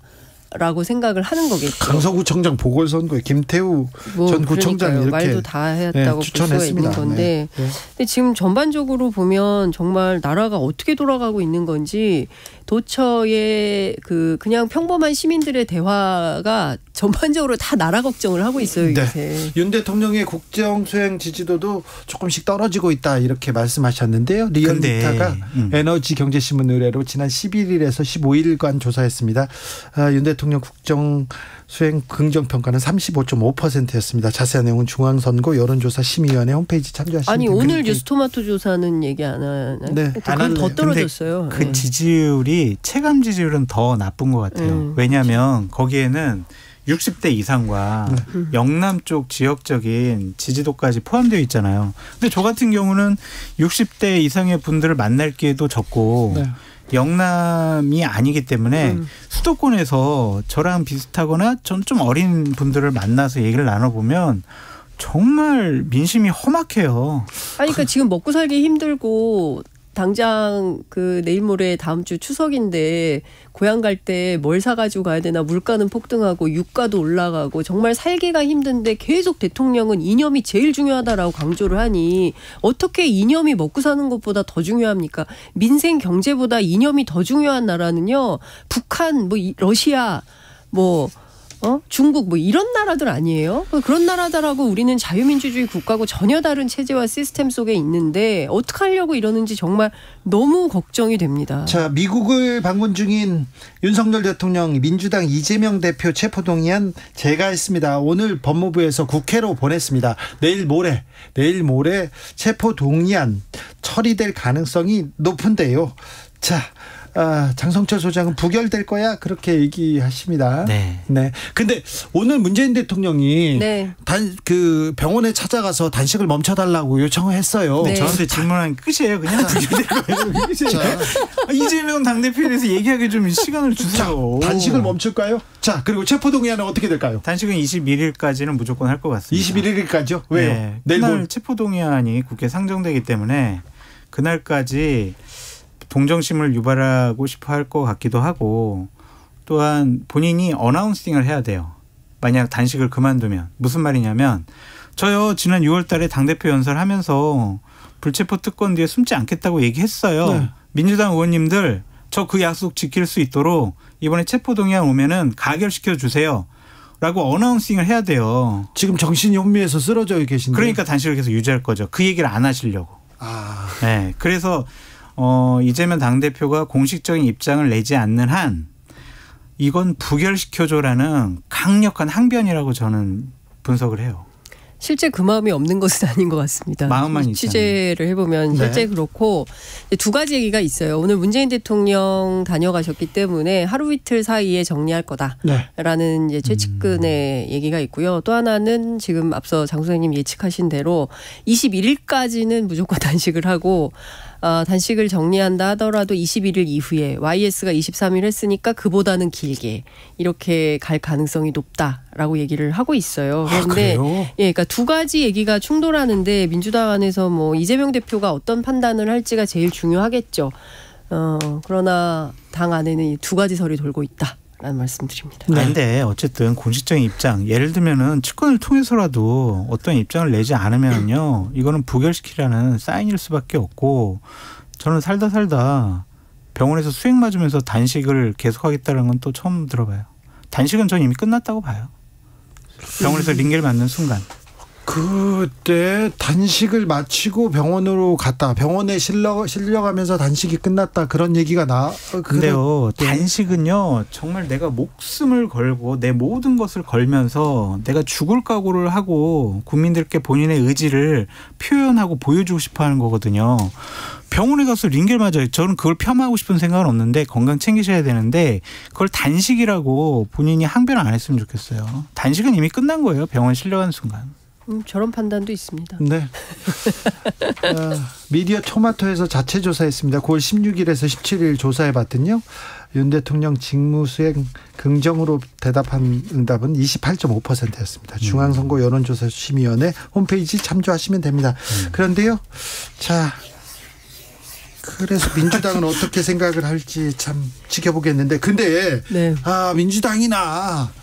민주당도 그렇고요, 국민의힘도 그렇고 마음은 더 공천에 다 가 있는 것 같아요. 그래서 다음번에 공천권은 누가 지는 거야, 공천 얼마만큼 주는 거야 계속 얘기하는데, 그런데 국민의힘에서는 용산 차출설 계속 나옵니다. 차출설이 아니죠. 그냥 이렇게 내보내달라고 그냥 지시한 거죠. 그래서 지금 어떤 비서관이 사표 썼다, 누가 나온다, 어떤 수석이 움직였다, 이런 얘기 계속 나오고 있어요. 그러니까 추석 연휴 지나고 난 다음에 12월까지 좀 이렇게 계속 나올 것 같아요. 네. 지금 확정된 건 한 10명 정도로 보여지고요. 네. 그 사람들이 고향이 어딘지 그것을 좀 파악을 해서 고향과 같은 현역 의원들은 상당히 좀 긴장해야 될 것 같다라고 말씀을 좀 드리고, 대부분 다 영남에 출마를 희망하고 있기 때문에 네. 영남권의 그 지역구를 갖고 있는 국민의힘 의원들 같은 경우에는 추석이 풍성한 추석이 아니라 네. 정말 불안불안한 추석이 될 수밖에 없다라고 말씀드립니다. 그러니까 지금 근데 저는 다 떠나서 김기현 대표가 오늘 중도 확장을 한다면서 내일 대거 입당을 한다는 거 아니겠어요? 조정은 네. 시대전환 대표를 포함해서 어느 정도 규모가 될지는 모르겠지만, 저는 이렇게 간판가리 하면서 출마하는 국회의원들을 이거를 중도 외연 확장으로 해석을 하고 있어요. 김기현 대표가. 네. 근데 과연 이런 정치 행태를 중도가 찬성할까? 결국엔 기회주의적 입당인 거거든요. 한 번은 민주당 간판으로 당선돼서 국회의원하고, 그다음에는 국민의힘으로 간판 갈아가지고 또 국회의원 한 번 더 하겠다. 조정은 의원은 사실 방송이나 어디에서도 계속 친국민의힘 네. 발언을 계속하면서 구애를 네. 보낸다, 이런 근데 이게 무슨 중도라고 할 수는 없는 거잖아요. 그러니까 중도 유권자들 입장에서는 황당하기 짝이 없는 해석인 거죠. 그래서 저는 이런 방식이 빅텐트다라고 주장을 하는데, 이런 것을 중도 외연이라고 한다면 안 되는 거다. 그거는 맞지 않는 해석이다, 분석이다. 이제 이런 말씀을 좀 드릴 수 있을 것 같고요. 국민의힘 내부에서도 그 대통령실 행정관들 30명 내외로 해서 다 출격시키는 것은 아무래도 수도권에 사람이 없다. 그래서 레테르를 붙여서 대통령실의 젊은 인사들이 전사로 해가지고 나갈 수는 있지만, 이 사람들 결국 다 학도병이다 이런 표현을 써요. 학도병, 총알바지. 나가긴 하지만 당선돼서 돌아올 확률은 거의 없다. 의미 있는 당선이 어렵다. 이런 얘기를 합니다. 그러면 이게 그 사람들을 위해서 좋은 선거 전략이냐? 꼭 그렇지는 않다라는 해석이 나와요. 당 안에서. 저는 그럼에도 불구하고 정치는 원래 이렇게 정글 같은 거니까 이걸 할 수 있겠지만, 이걸 수많은 말로 포장을 한다 하더라도 국민들은 이미 판단하고 있다. 이게 그릇된 정책이라는 걸. 그러니까 별 의미가 없는 것 같고요. 이제는 문재인 정권에서 일했던 사람들이 국민의힘을 선택했어. 그러니까 국민의힘이 지금 민심을 받고 있어. 라는 이미지를 주고 싶어 하는 것 같아요. 예. 그래서 남양주 시장이라든지 네. 전 국세청장이라든지 아니면 전 서울청 청장이라든지 네. 이런 문재인 정권에서 일했던 분들이 이제 국민의힘에 입당을 한다고 하는데, 그게 과연 맞는 것이냐라는 그런 생각도 들고, 무슨 의미가 있는 것이냐. 과연 그들을 영입한 김기현 당대표가 내년 총선의 공천권을 행사할 수 있을 것이냐. 그들 영입했으면 좋은 지역에 내보내야 될 거 아니에요. 그런데 김기현 대표가 공천권을 행사한다. 국민의힘 주변에서도 그렇게 생각하지 않던데요. 거의 그런 생각을 하는 사람들은 없어요. 국민의힘에서 김기현 대표, 강서구청장도 못하잖아요. 강서구청장도 본인은 무공천을 하고 싶다고 했고, 그 얘기가 파다했어요. 그리고 마치 당론인 것처럼 기자들한테 풀을 했어요. 무공천 한다고. 그랬다가 일주일 만에 뒤집어 엎어져가지고 김태우 청장하고 그 동네에서 반발하니까 공정한 경선을 하겠다고 했지만, 결과적으로는 이제 꽂는 대로 꽂히는 이런 상황이 된 거고, 어쩔 수 없지만 이해해라 이런 발언까지 나오는 상황 아니겠습니까? 네. 그런 측면에서 보면 누가 김기현 대표가 공천권을 갖는다고 생각을 합니까? 김기현 당대표가 공천권을 행사할 수 있을 거라고 전 1%도 생각을 안 하는데. 네. 1%도요? 네. 조금은 더 생각해 주시지. 0.9%. 네. 근데 바로미터가 있어요. 네. 공천관리위원장이 누가 되느냐를 보시면 될 것 같아요. 네. 만약 공천관리위원장을 김기현 당대표가 대통령께, 제가요 지도부랑 상의해가지고 공천관리위원장 제가 임명하겠습니다 라고 했을 때, 대통령이 그래 그렇게 알아서 하세요라고 했으면은 진짜 김기현 당대표가 주도권을 갖고 있다고 볼 수밖에 없어요. 근데 뭔 소리야. 공천관리위원장 우리가 시키고 싶은 사람 시킬 거야라고 하면은요. 완전히 그 주도권을 상실한 거예요. 이준석 대표 시절에도 공관위를 구성하고 공관위원장을 정하고 그리고 나서 공관위원으로 누군가가 들어가서 이분이 또 용산과 네트워크를 하고 뭐 이랬다는 얘기를 합니다. 네. 그러니까 쉽지 않아요. 국민의힘이 용산의 그늘에서 벗어나기는 쉽지 않고 실제로 대통령께서도 말씀하셨잖아요. 내년 총선은 본인 간판으로 한다. 그러니까 결과는 그 책임도 사실은 용산과 대통령이 실이 져야 되겠죠. 공천은 당에서 알아서 하시라고 그렇게 얘기를 하시고 말은 그렇게 하시는데 근데 대통령 간판으로 총선을 치르는 게 유리할까요? 불리할까요? 공천을 따는 데까지는 모르겠지만 총선을 치르는데 수도권은요. 대통령 지지율이 높고 긍정평가가 높아야 대통령 얼굴로 치르지. 네. 지지율이 낮고 부정평가가 높은데 어떻게 얼굴로 치러요? 근데 최강욱 의원 얘기는 안 해요?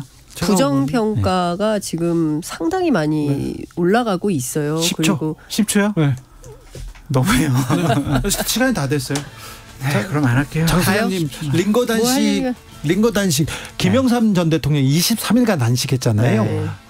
8일째 대통령 그 서울대병원에 입원해가지고 링거 단식했대요. 보름 동안. 네. 40년 전 일과 지금 네. 일을 비교하시면 안 되죠. 그때 수액과 지금 수액은 달라요. 다른 수액이었어요? 똑같은 수액이에요. 40년이나 지나가지고 얼마나 장성철 소장님 감사합니다. 이효리술이 얼마나 지금 발전했는데요. 장윤성 기자님 감사합니다. 저는 내일 다시 돌아올게요. 사업장 폐기물 처리 올바른 방법으로 하고 계신가요?